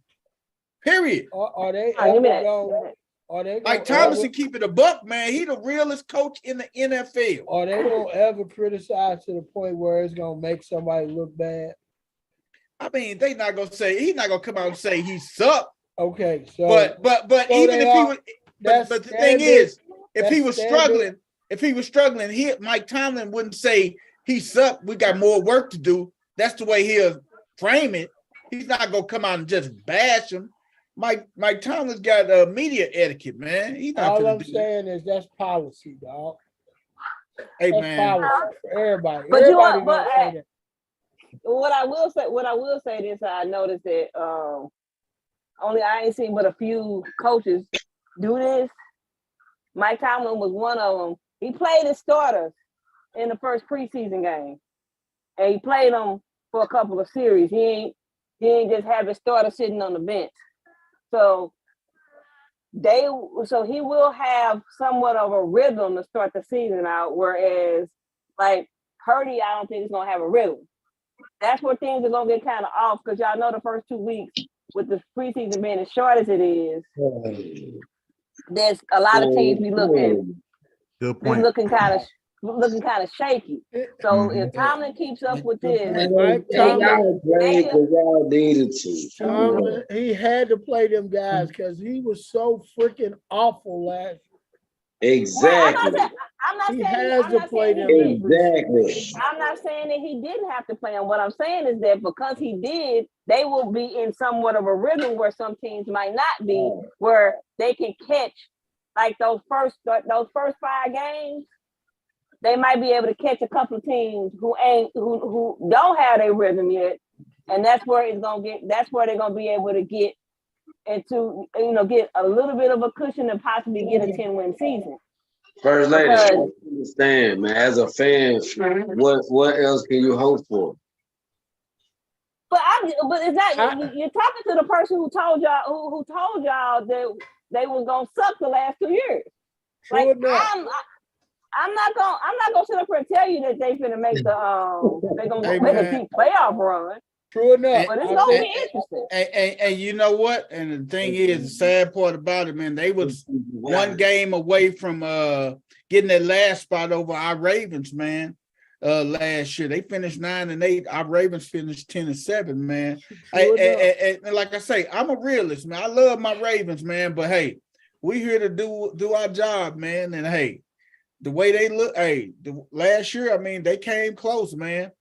And it is what it is, man. True enough. I still don't like them, but I'm real. What they can't do is piss away some games. I'm looking on there that like they can't go in that Arizona game. They can't go in there slacking with that Arizona game. They can't or that Patriot game. Okay. Or that Tennessee game or that Green Bay game. They got those are or that Houston game. Like you can't. Those are very, very winnable games, and you can't piss them off because the rest of it you're gonna have to work to win. First lady, I got them 8-8, man, because there's a couple games, man, a little tricky, man. That Jacksonville, you can't have them 8-8. You can't have them 8-8. You gotta have them 9-8, 8-9. 9. I meant 9-8 because that Jacksonville, man. And then, I don't have them winning Jacksonville. That's tricky, man. I mean, cause usually, man, y'all show up for them good good teams, man. And Jacksonville earned a little respect over the years. Hey, so Mike T will have a plan put together for that Tennessee. Yeah. They will neutralize Derrick Henry that game. Derrick Henry cannot get going. If you look at Derrick Henry games against the Steelers, man, he cannot get going. Mike Tomlin will not let Derrick Henry get going, man. Period. Yeah. I got him 10-7. So but they got Hopkins. Like I say, I'm 9-8, or I'm on the borderline of 10-7. But they got Hopkins now, so it's but Hey, you got to pick your poison. What you gonna put 9 in the box and leave Hopkins out there one-on-one? Who's gonna get Hopkins the ball? Yeah. Hey, Coach Corey, who you got, man? Coach Corey, what you got the Steelers going? I ain't gonna judge the Steelers. They got deep. What'd you say, Coach? 9-8. 9-8. Myron, what you got the Steelers going? Say something stupid. Myron, what you got the Steelers going? His mouth open, something stupid fall out. Myron, what you got the Steelers There going? you go. There you go, Uncle Ruckus. But I'm gonna go. That Arizona game, I think Arizona gonna be good, better than what a lot of people give them credit for. I'm going 8-9. How? With who? 8-9. Kyler be back. Kyler may be back that game. Kyler may be back halfway. You think with this? I was sitting about the whole season. Ain't nobody in Arizona. They rebuilding. You think with this schedule, this is gonna be the first year that Mike Tomlin has a losing season, bro. Yeah, it ain't a weak schedule. Y'all got Cincinnati, Baltimore. But those divisional games, you play those every year. Divisional game, we play them but every year. Your division ain't bums this year though. They got the NFC. They got the NFC West as they out of division games. Yeah. The NFC West is not strong. Y'all gonna beat the Rams. I'm gonna give y'all beat the Rams. Jacksonville, I don't know. Jacksonville ain't no easy win. They got a better chance of beating Arizona than the Rams. Yeah, they gonna beat the Rams. Arizona, I think. You realize that Rams game is in LA, right? So they got to travel all the way 3 time zones. Yep. Hey man, Myra said 8-9. Let's move on to our next team. See. Hey, the game that I'm hedging on is that Vegas game. Yeah. You know why? When they go out to Las Vegas, it's a Sunday night and it's an 8:20 game. Too much time on their hands. Yeah, because they're gonna probably fly out that Saturday morning, get out there, and then, like you said, it's just a lot of time on their hands. Mike T gonna have to put some ground rules in place because they got in Las Vegas, Nevada. Yeah. All right, we got the Cleveland Browns up right now. Cleveland Browns. I got Cleveland winning that first game because Burrow might not play. They say Joey B might not play, man. And even if he was, I don't think he'll be 100%. So, man, have y'all been watching NFL Network? Yeah. They saying he's gonna be ready for the first game. Who's gonna be ready for the first game? I missed that part. Joey B. Burrow will be fine. They've been showing him throwing and running and doing everything that everybody else has been doing, just not in pads, not out there on the field with everybody. He's the king. He's the king of coming back from leg injuries. Yeah, he is the king. He is the king of leg injuries. What I don't understand is he had braces. He had braces on his calves already. How you strain a calf and you already got calf protection? I don't understand. That's a good question. He wears those like neoprene sleeves on his calves anyway to keep those muscles warm to keep you from injuring them. Yeah, wait, so I don't understand how you can hurt them. Hey man, but just looking at this Cleveland schedule, man, Cincinnati, Pittsburgh, Tennessee, Baltimore, then they bye week. And one thing I want to remind people who doing fantasy football drafts, you better make sure you know what your team's bye weeks is. They got a shitty bye week early in the season, and it's a 17 game. So after week 5, they got to run the gauntlet. Every single week over week over week over week over week over week. They got screwed on the bye week. And they got your boy at quarterback. Deshaun. Hey man, I got them just by looking at the breakdown of it. I think one of their toughest games. Just by looking, it's gonna be the divisional games. The divisional games. Yeah, everything else is And you go back like to week 17 when they play the Jets. That's gonna be a tough one too, man. Week 6 is gonna be a tough one too, because they got San Francisco, and by then San Francisco should be set on who's quarterbacking, and our defense should be set. Yeah, because you know, first couple weeks in the NFL, teams trying to get their legs up underneath them, but then by the time they get to teams gonna be rolling by week 5, 6. They gonna be hitting their stride and stuff, man. But just by looking at this schedule alone, I see the Cleveland Browns going. I would say Crawford said 8-9, maybe. I'm thinking I got them probably winning a defense with Garrett. I probably got them with 8 or 9 games to myself, man. You know what? Now I actually see why, like some of the commentators when they was picking, like when they was talking about the AFC North, and how when you think of it and you think off of strength of quarterbacks, you instantly want to put the Steelers as coming in last. But when you start looking at the schedule and start breaking it down, you start looking like it's a possibility that Cleveland could mess this up. I think Cleveland going 9-8 as well, man. That's the second 9-8 team I got, man. Who y'all got? Who made they schedule? This ain't no easy schedule. Cincinnati, this is a rough one, man. Yeah, this ain't no easy schedule. Then you sprinkle in the Bears, and you sprinkle in Rodgers and them too, and Jacksonville.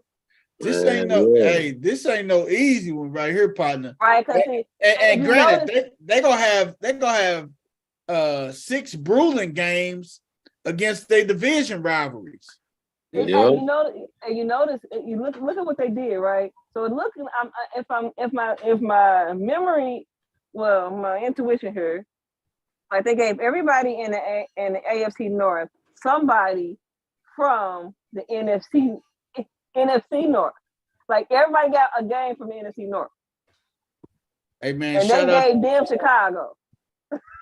Hey man, ooh man, that's just tough, man. Hey man, shout out. Hey, nephew came in. He say Cleveland be a wild card team at best, and that's a stretch in that AFC, man. Shout out to nephew and them for the record, man. They popped in on us tonight, man. Nephew and for the record, man. Y'all gotta go check them out for the record, man. Check it out, nephew. I think 3 teams coming out of that AFC North for the playoffs. I think all 4. Well, let's go. Let's finish up. I'll tell you. Go ahead. I'll tell you what. Go ahead. I need y'all predictions. What you got? I got them 9-8. I got them 10-7. 10-7. Okay. What you got them? See? Hold on. I'm riding with you, BP. 9-8, man. 9-8, man. Me too, man. It's too close to call. I'm riding with 9-8. And that's the schedule after that bye week. That schedule lightens up. Like, look, after the bye week, San Francisco, they got just as good of a defense, and it's in Cleveland. The Colts, they're gonna beat them. They'll beat Seattle. They'll beat Arizona. They'll probably lose at Baltimore. They got Pittsburgh at home. They got a good chance of winning that one. They should beat Denver. They should beat the Rams. Jacksonville is gonna be a push. Chicago's gonna be a push. They'll beat Houston. The Jets, they may win that one just because it's at home. If it was in New York, I'll lean the other way. And then they'll probably lose that last one in Cincinnati. That's why I got 10-7. 10-7. Who you got, Coach? 9-8. 9-8. Right. That's it. We got 9-8. We got a 10-7, and the rest 9-8. Man, let's move on to our next one. Oh yeah. Shit. Hey man, and like I say, we realistic. Where's Odell?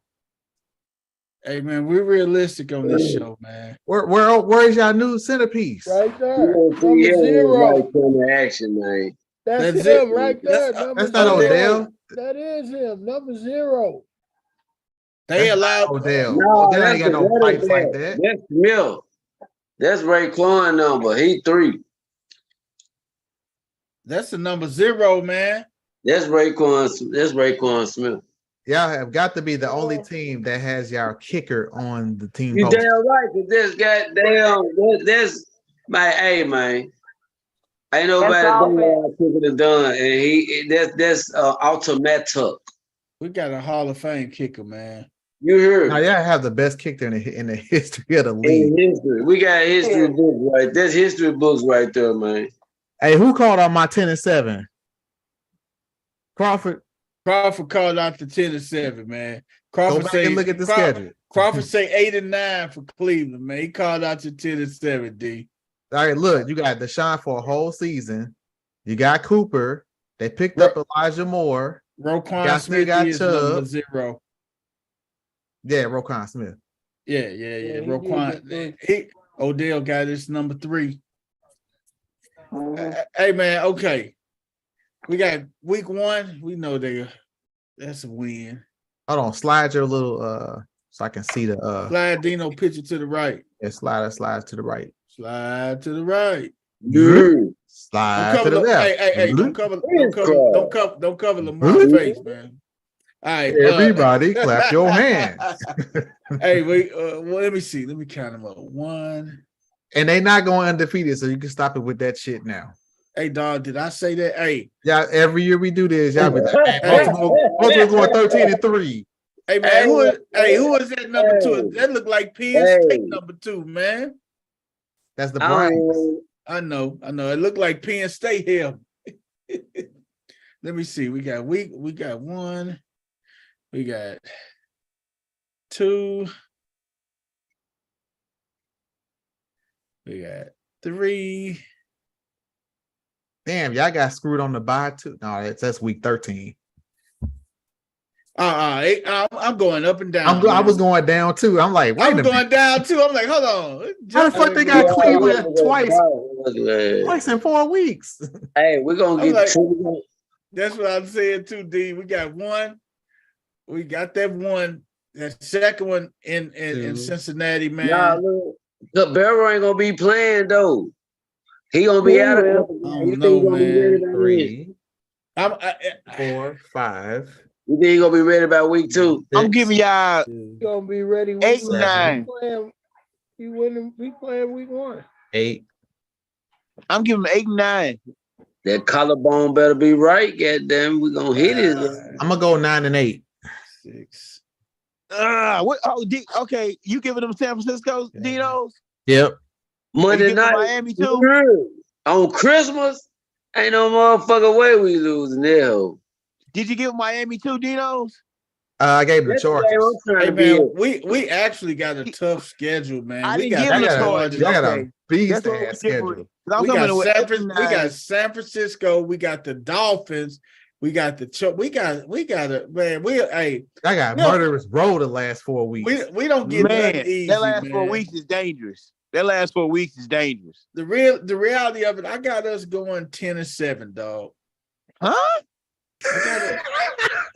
What I tell you, nigga, you heard me. I said, what are 10 wins? We win 10 games this year, man. I'm tell you that. What 10 wins games, dog? Week 1. So you think the whole AFC going 9 and 8? Hey, that's possible. Like I said, we going 10-7, man, max. No, sir. We get in double digits this year. Ain't no the Miami, the San Francisco, and the Jaguars back to back, as brutal as it is. Then y'all got y'all division rival the last game of the season, and don't let that be on the line. Don't let the playoffs be on the line. That ain't gonna matter because we're gonna win out of the last 3 you talked about. So the last 1, 2, 3. Bruh. Miami ain't gonna be no easy buy. San Francisco not gonna be no easy buy. Jacksonville not gonna be no easy buy. Are they winnable games? Yes, but I don't. Hey, who is Tua backup? That's a good question. Mike White. If you don't know by week 17, you gonna know for the end of the game. Goddamn. You think Mike White will be in by then, huh? I got no, but seriously, BT, where your 10 wins at? Okay, I got first week against Okay, that's I'll one. give you that one. Week 2, since we up in Cincinnati, I got us dropping that one. Okay, me too. Week 3, I got us winning in Indianapolis. And got that one. I got week 4, I got us beating Cleveland. I don't. That's a L. It's in Cleveland. Y'all get the one at home. I got them. I got us beat them in Cleveland, man. I got us. I actually got us probably dropping one to them at the one at the crib, and I'm gonna tell you why later on. But with Pittsburgh, we may drop that one because they at home, man. Pittsburgh. We gonna go over and beat Tennessee over in London. All right, so that's 4. That's 4. The Lions. I got us winning that Burley, dog. That shit is not gonna be. That's gonna be Burley. Did you hear me say Burley? I got us Burley winning that one against. All right, that's 5. The Lions. Arizona, that's 6. Seattle, that's 7. 7. No, that's Seattle. Y'all ain't winning, bro. That's Cincinnati at home. That's 8. 8. I got us beating the Chargers, man. I'm going out to LA beating the Chargers. That's 9. I got us beating the Rams. 10. So you already at 10. So you mean they finna lose the last 4? No, I mean, I'm just being modest, man. I think we may go 11. Champ. Hey, y'all not beating the Seahawks. Y'all gonna split with y'all division rivals. I think the Steelers gonna get y'all that last game. I got a question. How y'all gonna handle the bye week? Y'all going How home? we always handle it. We win. We win. No, you gonna be in Cali already. You gonna be in Cali? You might as well stay out there. That's a good No. LA game is in Baltimore. It's in Baltimore. It is okay. Hey, but this is my thing though, man. You know what? Hey, the games that's the toughest games. We figure out ways to win that game, and the Ravens win those close games, man. Them games that we expected. Them games we expected to beat the teams. Like you'll get a what's the name of that? A Rams team that may sneak up, or a Seattle team, but those close ones and those tough, like the Miami, we're gonna beat Miami. Yeah, I do realize that Miami last year, y'all got into a straight up shootout with Miami and didn't win it. Well, you know what we did? It was a shootout. I think Lamar and Tua both had 70 fantasy football points in that game. I think our defense is going to be better this year than it was last year. Just as well as our offense, because Lamar done more with less, and he got more this year. So, but here's the thing. Let's go back to that Seattle game. Like y'all really, Seattle ain't got nobody. Seattle is not about to beat Baltimore. They don't have anybody. Hey, Crawford. I don't know why you keep screaming Seattle. Seattle ain't shit. But Coach Ricker probably got to win it. Hey, boy, gonna have a comeback game on y'all. Crawford put in the chat. They're going to win the first game against Cincinnati in Cincinnati. Hey, I can believe that, Crawford. I can believe that too, Crawford. Shout out Crawford. You heard. Here's the thing. We're gonna split with Cincinnati. We're gonna split with Pittsburgh. And split with Cleveland. I can see that. I think we'll beat Cleveland both games, man. Why y'all got all this disrespect for Cleveland? Like they're shit. No. I'm not disrespecting Cleveland. It ain't about this. I don't think it's about history. I'm not sold on Deshaun Watson. It's about history. I'm not sold on Deshaun Watson yet. I wasn't sold, but the fact that he had a full off season and OTA and training camp, that makes a difference. Hey man, and not to mention they got him a slot receiver. Don't sleep on Elijah Moore. Elijah Moore was actually good. But he was just on a shitty team. The thing that I remember most about Deshaun Watson is he missed a lot of receivers that was wide open. Can you come get him? What, on his way back last year when he finished the season? Yep, and he was rusty. The man ain't played in a year and a half. Those are mechanical flaws. Those are footwork mechanical flaws.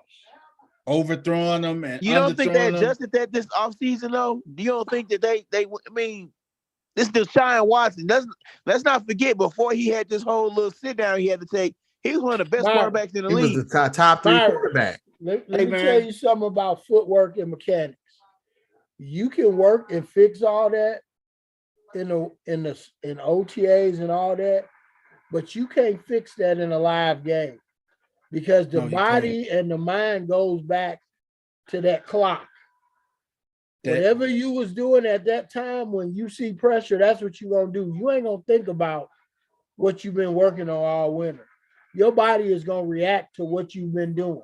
That clock ticking. My only thing is, Coach, before he had to sit down, dude was one of the number 2 or 3 quarterbacks in the league. But he had that sit down. You can't take away that sit down. That was the last thing. I get that. You that's can't. The You last can't. thing Right. that was in his mind. Hey, I agree with you, Coach. I'm gonna tell you why I agree with you, Coach, because it's just like these guys that get banned for 81 games, man, for in baseball, for banning or for a whole season for the 120 games, 100 games for violating the league substance abuse policy. Man, them guys come back rusty, man. Them guys got to go back and hey, man, when them guys go back to the minors and everything, man, hey, when they got to rehab, man, they don't just get back in and start pick up where they left off at, man. You got to retrain, retool your mind and everything, man. So I agree with you on that, Coach. I got to give you agreement on that one. But I got Baltimore going 10-7. Maybe here's the asterisk. Now you just said about you just talked about rust on Deshaun Watson. Here's my thing with players after they get paid. You are talking about Lamar Jackson. Lamar just got his money. I know where you're going with. You know where I'm going with this. So don't expect Lamar from 2 years ago. Will he go balls to the wall or will he just be conservative Lamar? He gonna be conservative. He'll do just enough. Ah, man, so you don't think he going balls to the wall? He got his money now. Yeah.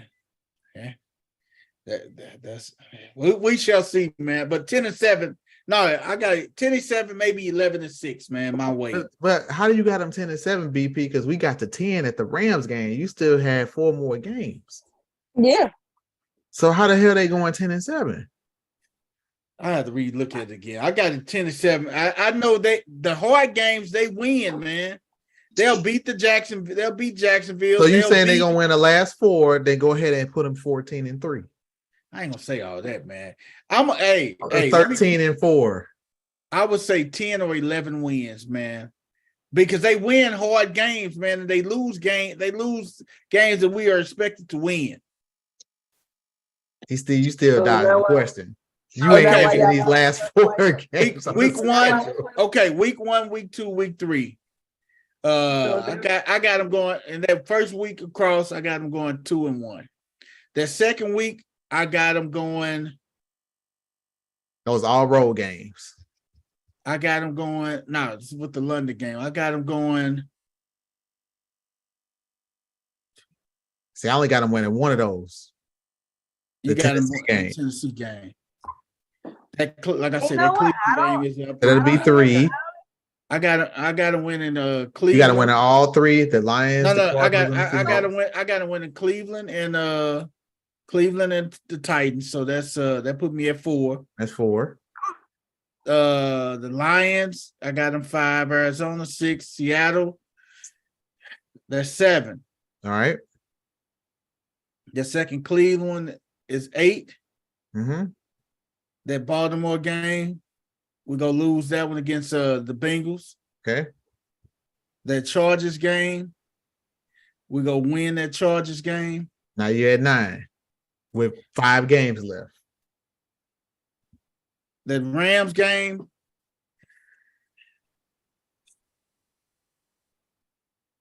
I don't know. The Rams gonna be better than what they think, man. I don't know about that one. I think I was winning that one. 10. So that's 10. That so you're at 10 with 4 games left again. I think you're gonna get one of those last 4, whether it be Jacksonville, San Francisco, Miami, or Pittsburgh. Pittsburgh is gonna be a struggle. I'm calling it right now. We go beat Miami. So I say 11-6. 11-6 for BP. I got 9-8. I got 11-6. Who you got, Coach? What you got, Coach? Before we move on to our last team, I'm right around 10 or 11 wins. He right there with me. I'm at 11-6. But it's gonna hedge on those last 4 games, like Dino said.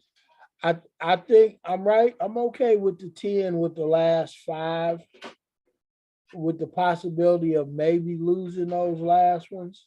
But the thing is, though, I'm not gonna say that because I think those last 4 are winnable games.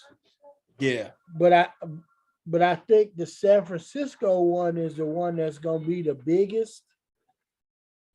Because I think that team more than any other team is gonna have a quarterback issue.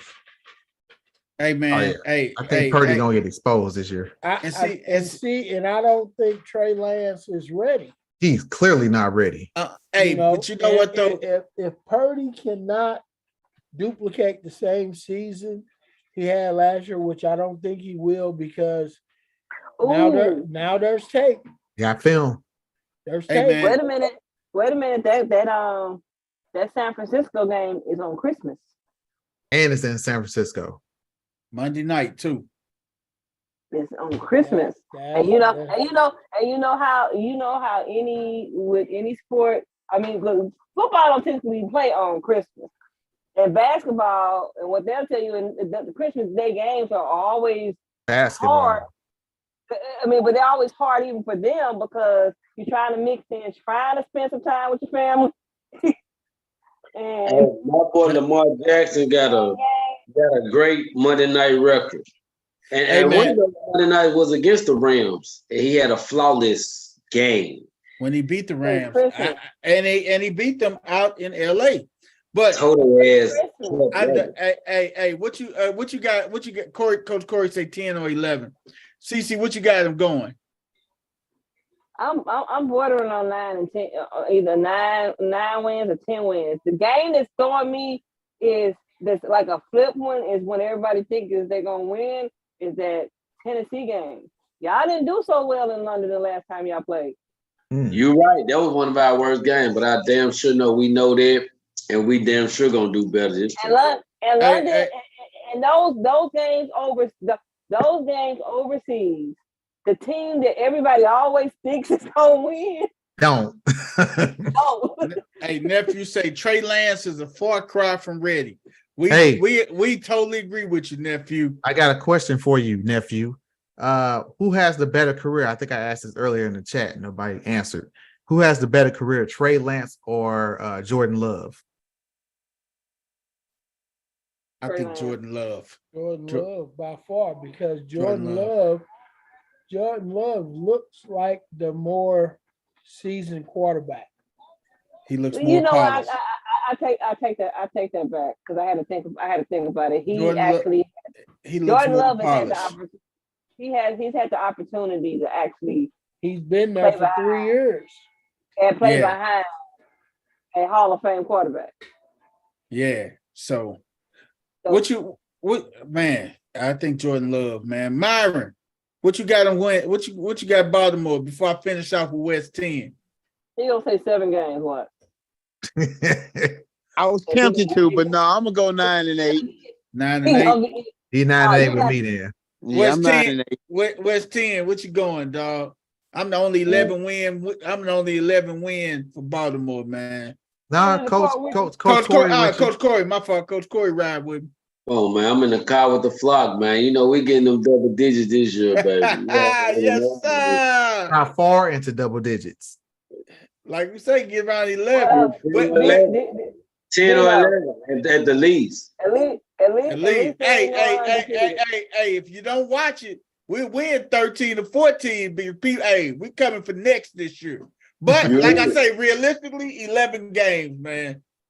But don't sleep. We're still 3 more within these 17. Don't get it twisted now. It's gonna be really funny if this ends up like an 8 or 9 win team. Hey man, hey, that means everybody gonna be 9-8. Let's go to Cincinnati. We're gonna fool around and get both the games at Pittsburgh. Was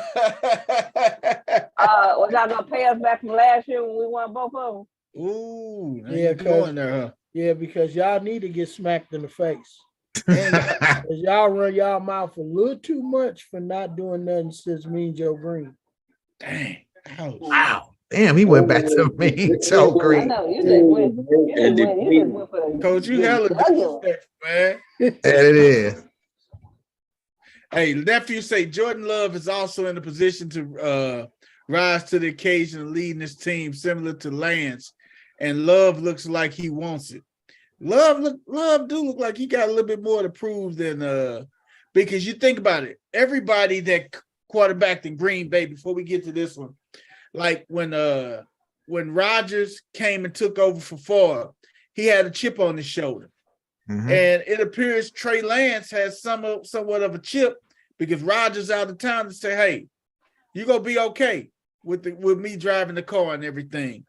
But Rodgers played with that chip, and we're gonna see what Trey Lance does, man. But I think he do. I mean Jordan Love. I'm sorry. We're gonna see what Jordan Love does. But if you notice, the game plan for Green Bay is the exact same one that they used for Aaron Rodgers. Only Jordan Love is a little more athletic. Yeah, that's the thing right there, Coach. Plays look a lot alike.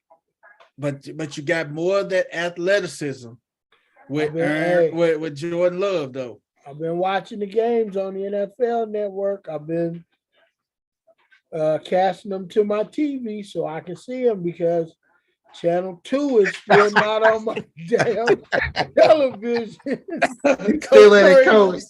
Coach Corey still pissed at Channel 2, man. Like, throw the damn towel. Sign a damn contract. So I have to watch the best way I can, but I did watch Channel 2 on strike, Coach. That Green Bay game because I did want to see Jordan Love. Yeah. And I there was about 5 or 6 plays that really stuck out to me. And I'm like, dang, he looked a lot like Aaron Rodgers doing that, only a little bit more mobile. And then I started to look to see if he was getting the ball out on time. And he did. You know what, Coach? Football season might be what gets DirecTV to sign that deal with Fox. Because that's a whole lot of money you about to lose. You know how many people will drop their shit. Oh yeah, I'm gonna be right. Hey, get in line right behind me. I'm gonna be the first one that they don't. You got it already ready to hit. Hey, cancel. Let the season get ready to start and don't be no deal. Let the season start and then don't be no deal. Watch what happened around here. It's gonna be a lot of roofs blowing off. I tell you that. Wait a minute. They gonna sign that deal with Fox as quick as. Remember that last writer strike they had? The Writers Guild.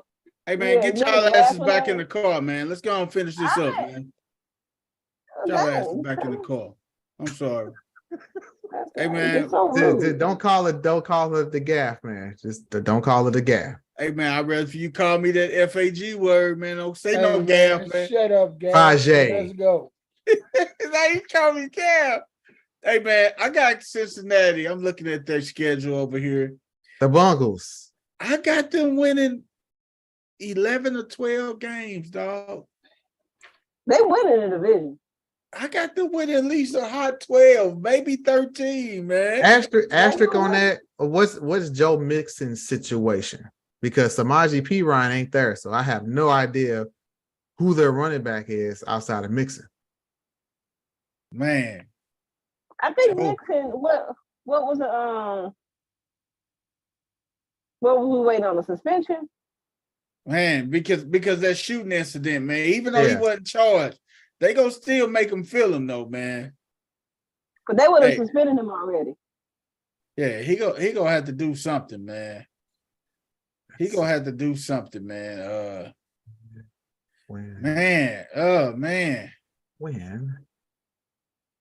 got their receiving core already together. Damn, that's a push. Man. I got them winning 11, maybe 12 games, man. Stretching to 13. I got them beating noticeable. I got them beating Kansas City and Kansas City. No, I think Mahomes get him this year. Mahomes been talking about that shit. Mahomes been talking about that shit for like 2 years. That fucking the Bengals keep kicking his ass. I promise you, they're not about to lose to them again this year. They will lose. They will lose to them. They will lose to Kansas City. Will lose to Cincinnati at Arrowhead. Yep, Kansas City will lose to Cincinnati at Arrowhead. But then when they face them in the divisional round of the play, when they face them in the playoffs, they end up clipping them. Fuck. That's how Kansas City end up beating them when it counts. Yeah, well, shit, man. They got a tough schedule to close out. I know that. And they got 2 rookies. It lightens up in the middle, but then that shit just heats up.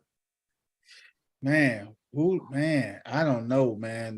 Like I say, I got them 11 and I'll 6. go 11. I'll go 11 and 6 too.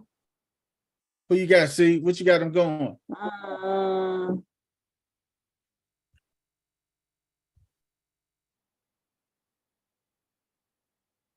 Ooh. You stuck, man. Now, BP, if you want to put a little wager on that KC game, we can discuss. I got 12 games. You got them winning 12 games? I got them winning 12. You got them 12 and 5?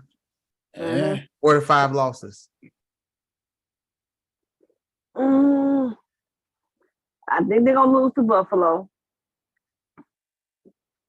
At home? Yeah, because I think that's going to be. I think the emotions. Yeah, the DeMar Hamlin thing. Yeah, the DeMar Hamlin game. Yeah, shit, I forgot about that. Because that was that field. Actually, DeMar got caught. You know, it's gonna be so emotional that game, man. And it may be some fear in DeMar Hamlin. I think he may dread that game, man. And it's the night game. It's the Sunday night game. Oh man, you know how many? There's some Final Destination type stuff, dog. I ain't gonna lie to you. That right there. If I was DeMar Hamlin, pull up lane against San Francisco. It's gonna be so many things that's playing in the back of his mind when he take that field that night. Let's go to that same spot and got to make a change. I don't even think that the reason why I'm picking Buffalo in that game is I think that is going to be one of those we going to rally around our guy type games. I think that let's win this for DeMar game. I think the Bills are going to be so laser focused. It's like they're going to be. It's going to be an amped up game. Okay. Whatever beef they got amongst each other is gonna cease that game. That was my push game, and I went with the Bengals. That game was my push game. So who we got? So West 10, what you got, man? He had a drop. Okay, Myron, what you got? Who you got winning, Myron? Yeah. Yeah, I think Cincinnati gonna win the division. So yeah, I'm gonna go with that. They can win the division. I don't see them losing nothing but 6 games. So you with me, 11 and 6? Yeah, 11 and 6. 11 and 6, man. Yeah, they're gonna be good this year, man. Like and their schedule not really that hard either. It don't get hard to the end. All right. Did you say who you already said who they was going with, Coach Corey? No, I didn't say nothing. Coach Corey, how many games you got them winning, man?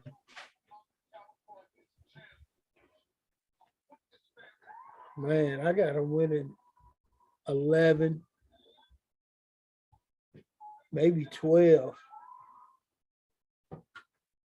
11 to 12 games. Yeah, I'm at that 12.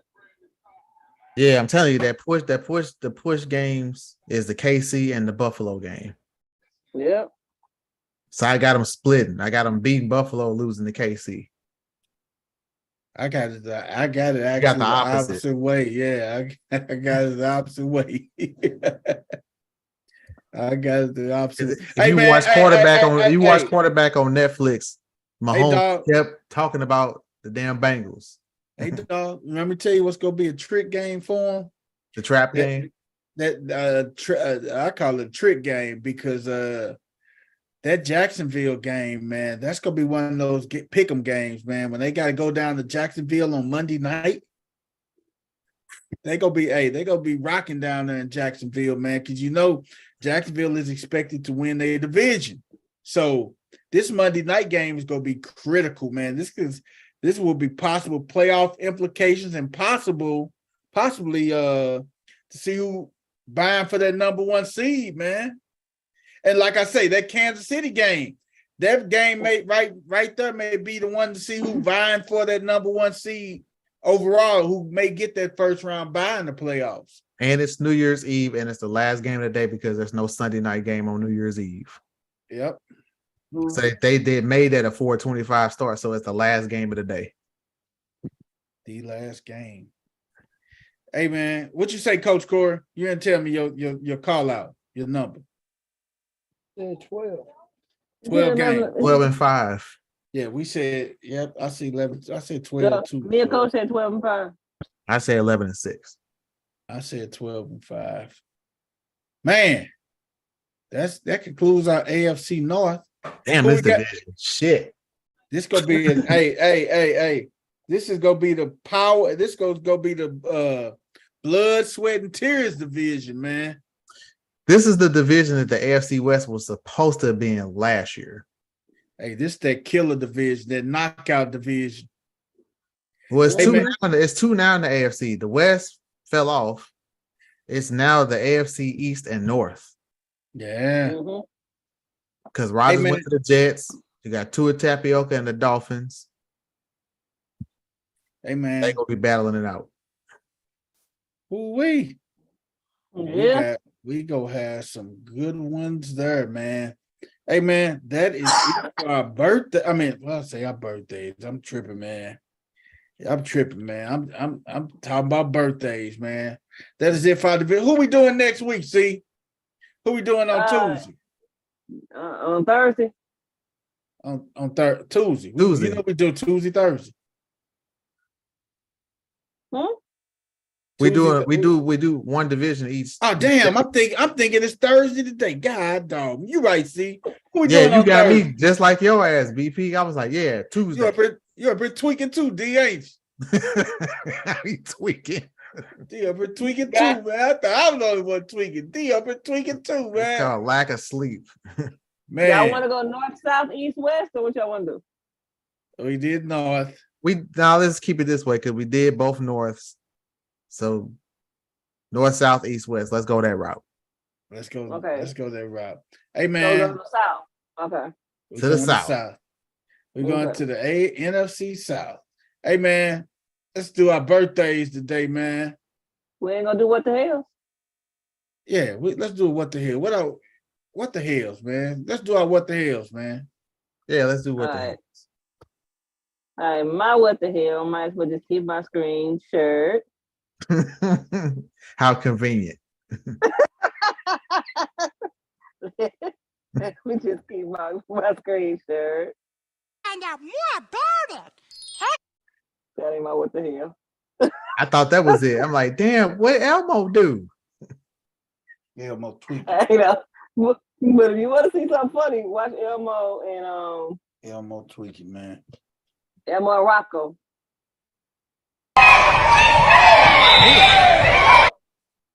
My what the hell, and I don't know how I got a split screen. Let's fix that. My what the hell goes out to Lisa Cambridge. Apparently, she thinks she's a tough girl, and apparently she's also said some racial slurs, calling some of the women from Nigeria some monkeys and everything else. But I think they got her back on this one.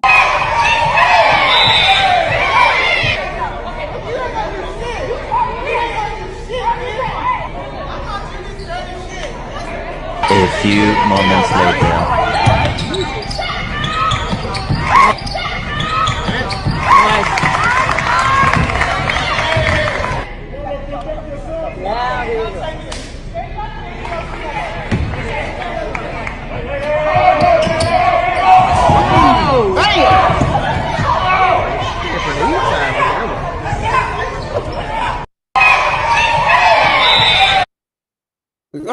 that again. See, God, I ain't seen that one. Hey, she came from the east side with that. Throwing elbows.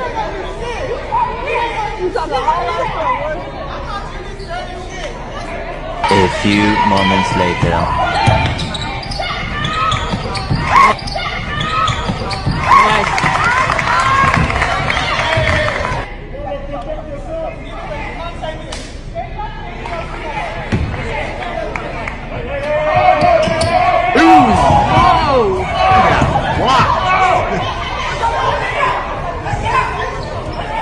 And nobody did shit. They just let her. They just let her catch the haymaker. Hey, the whole teammate let her run from the all the way to the other side of the court. From the block, all the They way. don't like her either. All That was the way a nice over to the right there. sideline and jump in her shit. Man, she got hit with a Joe Frazier hook. She got hit by a super punch. Knocked her ass to the third row. Got hit by a super So punch. I got to say, now you know it was hard for me not to pick James Harden as what the hell. But when I was on YouTube when I said, what did I just see? Damn. And they was taking their sweet ass time getting up like, hey, she should been talking that shit. Right. Hey man, Right. that's what you call snuffing somebody, man. hey, it's all fun and games if somebody get hurt, man. Her feelings got hurt. Because you know, she played for the WNBA. That was her, the Australian team that she plays for. But she from the WNBA. So her Australian teammates like, see, that's what I ass get for talking that shit. She always talking about somebody. Oh my God, man. Yes, get you some duct tape. Zip it. Hey man. So my what the hell goes out to, what's her name? Lisa Cambridge. What the hell was you thinking? You might want to stop talking trash. Because apparently your team don't have your back. At all. Hey man, me and the whole team got to catch us a fade. I'm sorry, dog. When we get back to that locker room, man, she done just snuffed me, and y'all oh man, hell no. Me and y'all finna fight, man. I'm sorry. Hey, that chick, she about 7 feet tall. She a monster. BP, it ain't finna be no fight. I'm going to the locker room, and one by one, when y'all coming out, I'm sucker punching all you helpers. Just like I got sucker punched. I'm getting all of y'all. Hey, you walk in the door, finna snuff everybody up. I'm snuffing everybody. They go get that private. They go get that private power treatment. She gonna go grab about 10 bars of soap. She gonna take some just good old nice WNBA socks. Nope. Get it in there real good. Whack. Just like y'all let me get punched. As soon as y'all come in there, y'all all catching these hands. One by one. Pause. Hey, so what you got to say to the what's the name, to the people, man, to Liz Cambridge teammates, man, to Liz Cambridge, to hell, to the Africans, man. It's the Liz Cambridge. Like, what the hell did you do to your teammates, man? Like, hey man, she must be her ass out to dry. Hey, she must be bullying them in practice, man, because that's the only way I see something like that happening. Even the coaches didn't do nothing, man. They just sat there and watched it. Oh my God, Dino! Anybody else got a what the hell before I got what the hell? I got what the hell? All right, let me go ahead and share the screen out real quick. Let me see if we can find it. Let me see. Oh damn! I thought I had it pulled up. Hang on, bear with me, y'all. Bear with me. Where my guy at? Cancel. Let me do mine real quick. Yeah. Do yours, and I'm gonna try to find my. Hey man, my what the hell is really simple, man. Hey, this goes out to my Caucasian brothers and sisters, man. Hey man, leave these animals alone. Just leave them alone, man. Just without further ado, man. I'm just gonna stop. A hunting strategy alligators often use is what I like to call sweeping, where they will move their head with their mouth open like you just saw in a relatively slow way, and they're hoping to bump into something or to further feel movement, and if they do, then they swing out very fast. And I've seen them use this to hunt fish very often, and it allows them to move around and feel for the fish without really scaring them. So the whole idea is to move relatively slow, not spook the prey, and then once you get close enough and put it in kind of that false sense of security because you're moving so slow, get close enough, then you're within range to make a very fast snap and be able to grab your prey. But then why isn't he biting my finger right here? Because of where and how I'm touching him. Straight ahead, their integumentary sensory organs are a little bit less sensitive right at the front of the nose, and then underneath the jaw, they lack them. It's just along the jaw itself. So I'm playing with that kind of technique right there. And then over here though, he's just kind of sitting on top of me and walking all over me, which he does like to do sometimes, but it seems kind of cute and innocuous, but I always have to be careful because he will snap out, he will bite, and as I'm always saying, guys, he's trained, but he is not tame and he's not a pet. Okay. Some of the comments are just amazing. And let me go and show y'all. Oh, People's Champ. Was I the only one waiting to see him get his ass bit off?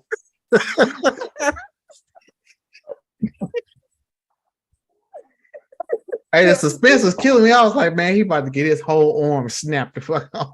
Hey man, hey man, get everything ate all. Hey man, hey man, what encourages people to do that, man? What? Come on, man. This, hey man, one day he gonna be under there playing with the gator, and he gonna call himself dipping one way, and the gator go shake one way, and then they go meet, and the gator go get him, man. Hey man, the gator go bite his. Hey man, the gator almost bit his face off, man. This is what's the dumbest thing about it. You in the gator's natural habitat. Your stupid butt can't swim as fast as that gator underneath this water. So when he decides that he's not gonna be trained, where the hell is Gator Chris gonna go? Where is he gonna go other than to his deathbed? Because he gonna get ate up. Hey. When that gator decides to swim and go attack him, he's just attacked. He fucked. Because he can't go nowhere. You can't get away, bruh. And then when he latch on, I'm just imagining latching on the Chris face, Gator Chris. Oh shit! All this camera and all this stuff that you got down there, that's gonna be like looking for the Titanic. Hey, that's all that's gonna be left for you, bro. He ain't got no protective cage or nothing. What if this gator wake up with an attitude like, I don't feel like being nice today? First motherfucker that come in here get snapped. But trip off this. What happens if he snaps a picture and the light go off and this alligator got PTSD or something? What happens to Chris? Right, Chris. What happens? You gonna die. You gonna be the first person to die with no dirt. What happens if they gonna have the burial gonna be right there in the water? Hey man. Hold up, man. Did Coach Corey say what is the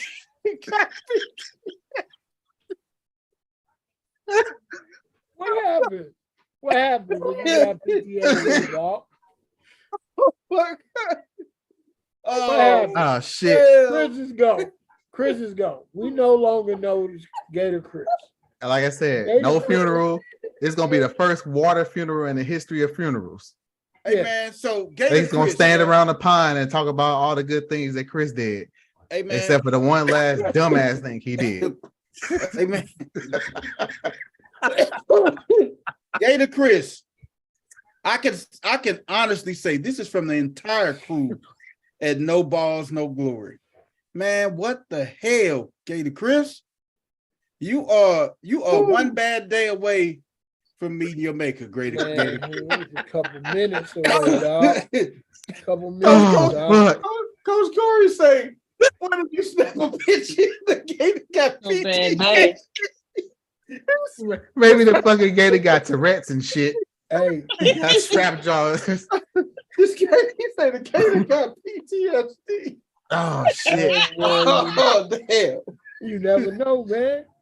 Oh my god, damn! Damn, dude, I ain't got no tips. I can't pull my shit together. Oh my god! He has no idea what that gator's been going through underneath that water. All the right, the stress, trauma.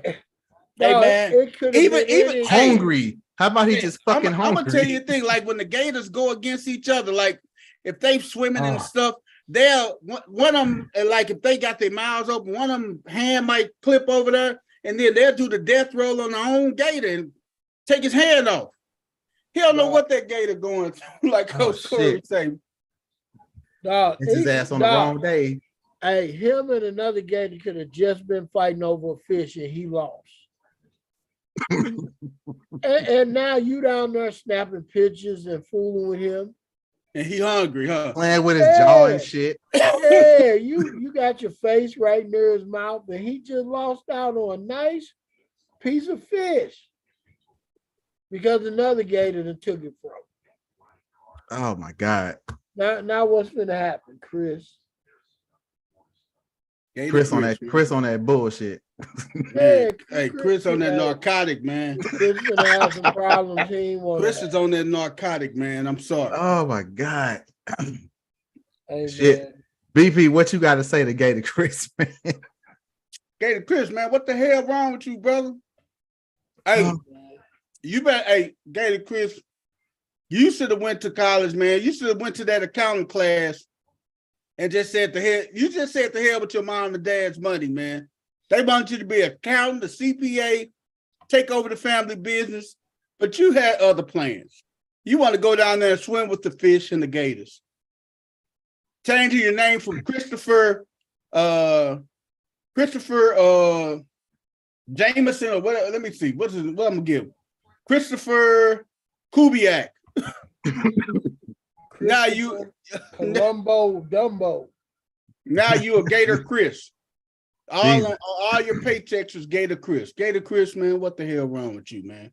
Hey, you know, Gator Chris is true. Man, that's gonna be a pretty damn hard act to follow. But I'm gonna give it the old college try. What happened to Chris? Chris. Gator Chris. Any final words for Chris's dumb ass? Man. What they gonna put on his tombstone? He was stupid. Hey, here Chris was gonna lie, but ain't nothing left of him. Hey, they gonna use that same footage to record Chris' death, man. That's gonna be the record for his death. That camera right there. Oh fuck. Here Chris was gonna lie, but the gator ate all of them.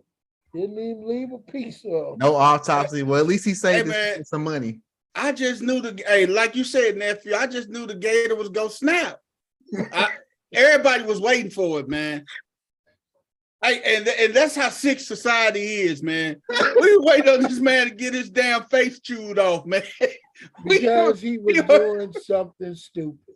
Oh, fuck. Hey, man. We was waiting.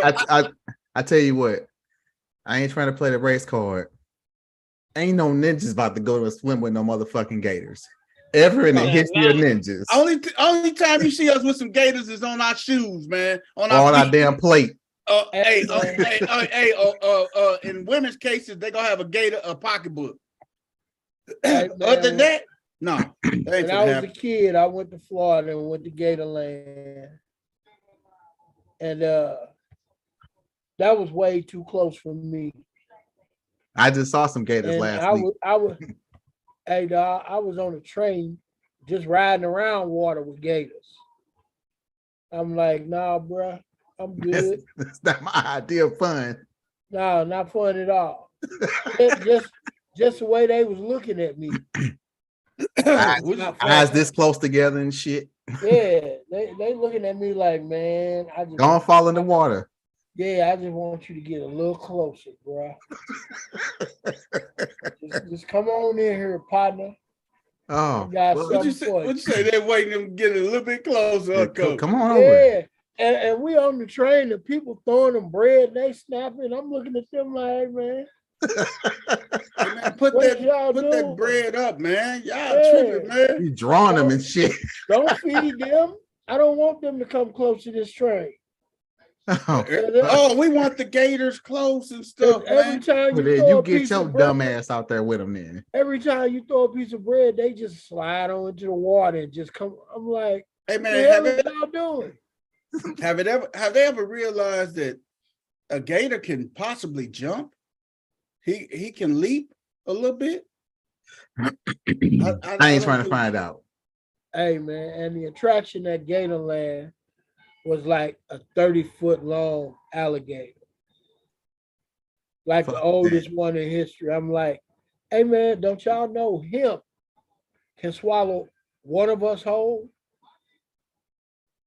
And just straight down the chute. And y'all throwing him a little bitty piece of bread that he probably not even tasting. What you say? That he know what? No butter and shit. Just he's not even tasting that.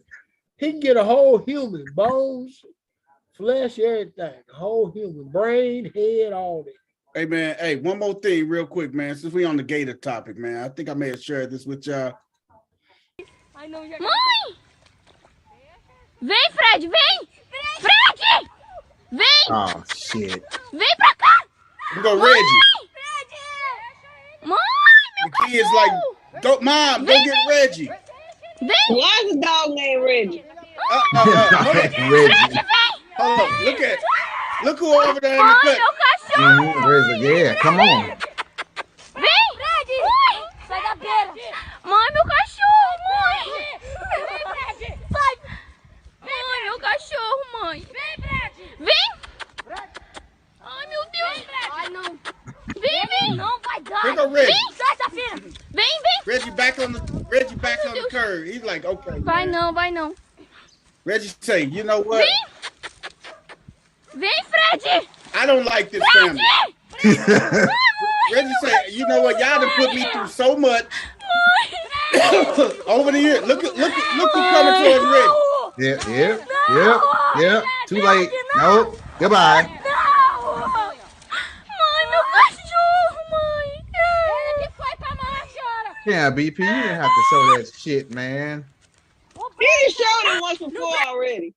I missed it, man. Come on, man. I got a dog sitting right next to me, man. Hey, it was I think it was here in St. Charles or somewhere, man. A lady had a little dog or something, man. No, I take that back. It was in Florida. A man had a little dog on his little property, and the little dog was out running around in the backyard, and it was a lake. It was a lake in the backyard, and it was gators in that lake.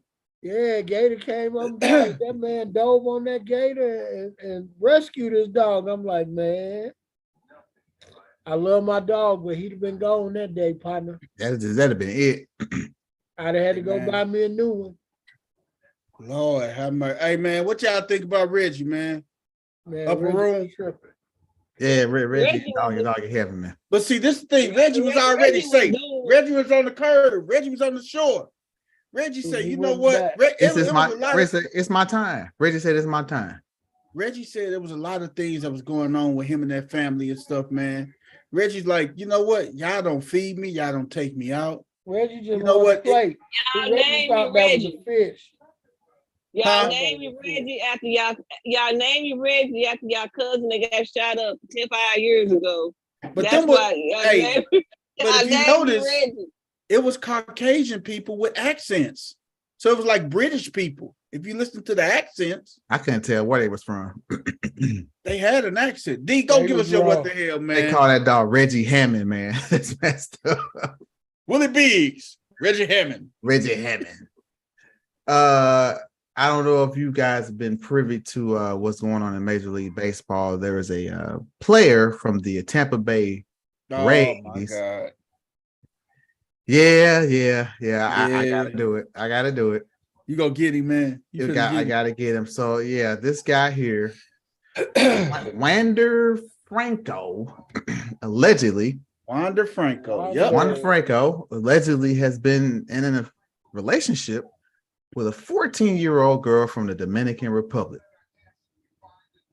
Now, I know Dominican Republic is not a first world country. And you know, with a lot of these Latin countries, it's very hard to detect age, aka Danny Almonte and Albert Pujols. Damn. We don't know how old the fuck Albert is, right? So I give him a little bit of grace. Like, hey, you know, she matured. She probably had a nice little shape. Yeah, she probably thought she was old enough. But I got a question for you, Wander. Did you at least ask her for some identification? No, he ran up in her. He just ran up in her. Did you ask the jewels she put on her neck? Right. Hell no, he has no. Yeah, she got this big chain. So I'm sure he's been you know, tricking off, funneling her money. He's been a sponsor without a doubt. He's been a sponsor, but I got another question. Did you get an ID? No, he wouldn't worry about no ID. Well, he did get an ID. I'm gonna show you the ID. This is the ID that was presented. To get ID. I'm gonna have to stop and share the new ID so y'all can see the ID. I found the ID that was presented. Where's my screen? There it is. Right there. And share. So this is the ID that was presented. Let me know if you can see it. He said, that's good enough. She wrote this shit in crayon.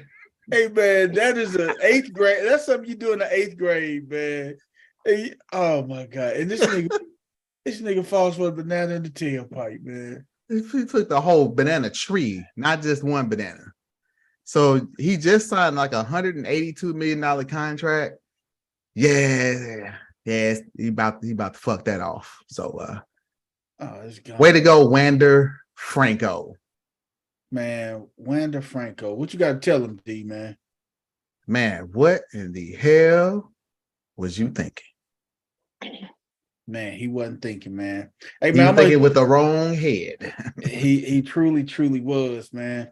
Hey, man, let's go and hit a couple. I'm gonna hit it, run through really fast. A couple birthdays, man. Hey, man, you ain't let me do mine. Oh, my fault, Coach. Don't give us your what the hell, man. My mistake, man. My what the hell is real simple. Hey, man, I'm gonna share my screen real quick just so you can see that. Just so you can see the headline, man, because this is amazing. I hope y'all can see this. Oh, yeah. Really? And now I'm gonna pull that back down because that's all the attention it needs. Man, what is going on with the Native American peoples? Man. You don't want the Redskins name to be used. Don't want the Indians' name to be used. So they take the shit down. They get rid of it. Now the Native American Guardian Association is demanding that the Washington Commanders change their name back to the Redskins. I know why they're doing it. Organizing support for names with a petition that has gained more than 90,000 signatures. Says they invite Americans to stand up for the dignity of every American under assault in today's increasingly nonsensical culture wars, petition says. Yeah, no, I can tell you what happened. Indulge us. Tell us what happened before. This is what happened. They realized the pain and suffering they put all of us through with the football team to only end up with Major Tutty and the Commander. So even they say, Major Tutty.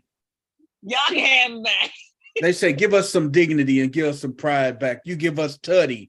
What the hell, man? They said, what the hell? Give us our dignity back. They said the Washington football team give us Tutty. Floundering. Hey, you addressed him correctly. It's Major Tutty.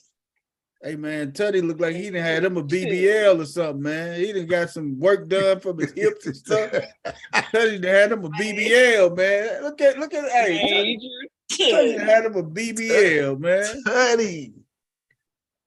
This has got to be the worst mascot in the history of sports, besides the damn tree for Stanford, which I still don't fucking understand. That is crazy. How's your mascot a damn pine tree? Crazy, man. Hey, I'm a fan of the team, but can you please tell me what the hell a Buckeye is? Man. I haven't figured that one out either. It's a nut, actually. Hey, man. What's CCA? Coach Corey drop? I think we lost Coach. Hey, man. So, hey, we got our birthdays. God don't like ugly, so that's what just happened. I'm just going to say Native Americans, what the heck? We've been hacked. I knew I was about to go somewhere I wasn't supposed to go. So you went to Waters. Hey, you went to Native Americans. What the hell? Hey man, you went to area unknowns to man. Moving right along. Hey man, you get a couple noticeable birthdays today, man. Boban, he turned 35 today, man. Hey, I like Boban and John Wick 3, man. Boban was in John Wick 3, man. Boban? Boban. The Boban is the tall 7-foot guy. Boban Mervick. He played for Houston. He played for Houston. He's the Cheez-It guy. Oh, the Cheez-It guy. The goldfish guy. Got it. And he played, you don't remember him in John Wick? I don't remember what scene he was in John Wick. I just remember the goldfish. He was in John Wick 3 when John Wick was when he went to the library to get the cross and everything. That was John Wick. Was it 2 or 3? It was 2. It's 4 of them, so you got to pick the right one. It was John Wick 2. I still ain't watched 4. You tripping. John Wick 2, man. I tricked my daddy into buying it and everything. I still ain't watched it. Hey man, Matthew Judon birthday today. He 31, man. Judon. We got Jerron Dyson, man. He 39, outfielder for the Kansas City Royals, man. We also got JD McKissick. JD turned 30 today, man. Shout out to JD. Jennifer Kirk, she turned 39, old school figure skater. Craig Mantavich, hockey player, turned 65 today. He's a coach now, too. Craig Mantavich. And also, Scott, supercalifragilisticexpialidocious. Scott Brocious turned 57. Yankees third baseman, World Series champion. Scott Brocious turned 39 today. And finally, a noticeable birthday, man, in the world of rapping and entertainment.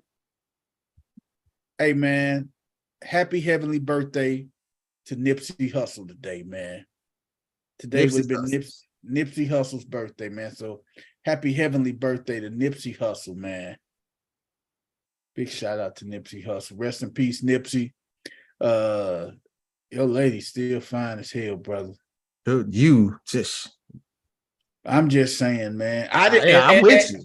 And I did not know that she messed with 50 Cent. Laura London? Yeah. And she done made her rounds because she messed with Weezy for a little while too. I didn't know she messed with 50.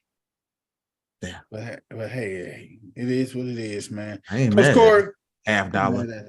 Yeah, she is. He more like 75 cents now. She is that one though, man. I'll tell you that. Coach Corey, you got any birthdays for? This day in history, man. She'll always be new, baby. Because she rocks the new. Oh, your boy. 2 more. Eric Bieniemy birthday today and Gary Kubiak's birthday today. Eric Bieniemy, man, he next coach in line to be the Washington. We don't know. Just take it off. Just take it off, man. Gary Kubiak, Super Bowl coach for the Broncos. Go ahead, coach. Get to us. 1939, first night game at baseball's Comiskey Park in Chicago. White Sox beat the Cleveland Browns 5-2. I keep coming back to this 1950 Azar Charles TKO's Freddie Beshore in the 14th to retain the heavyweight title fight. That's when they fought 15 long rounds. Just to confirm, you'd like to call Martin M.K. Kingsbury mobile? Hey, my phone is talking back to me. 1964, Mayor Richard M. Daley declares Ernie Banks Day in Chicago. It's a great day for two, baby. It's a great day to play two. Yes, sir. 1965, Japanese community of San Francisco holds Missouri Murakami Day at Candlestick Park to honor the first Japanese player to play in the major leagues.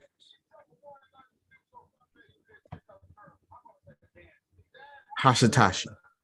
Right. Skip golf. 1989, and second start after cancer treatment. Giants Dave Dravecky breaks his pitching arm while throwing to Tim Raines.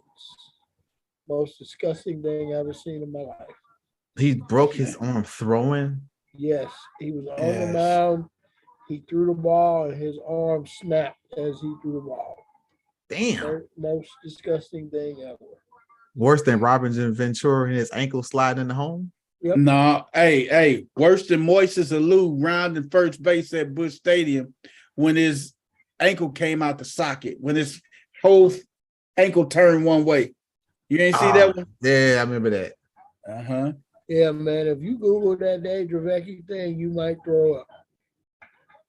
1990, Mark McGwire is the first to hit 30 home runs in each of the first 4 seasons. And not in the hall. Moving on. Not in the hall. 1993, Nolan Ryan, 324th and final victory as the Rangers beat the Indians 4-1. 1997, LA Dodgers retired Tommy Lasorda as number 2. Funniest manager I ever met in my life. Lasorda.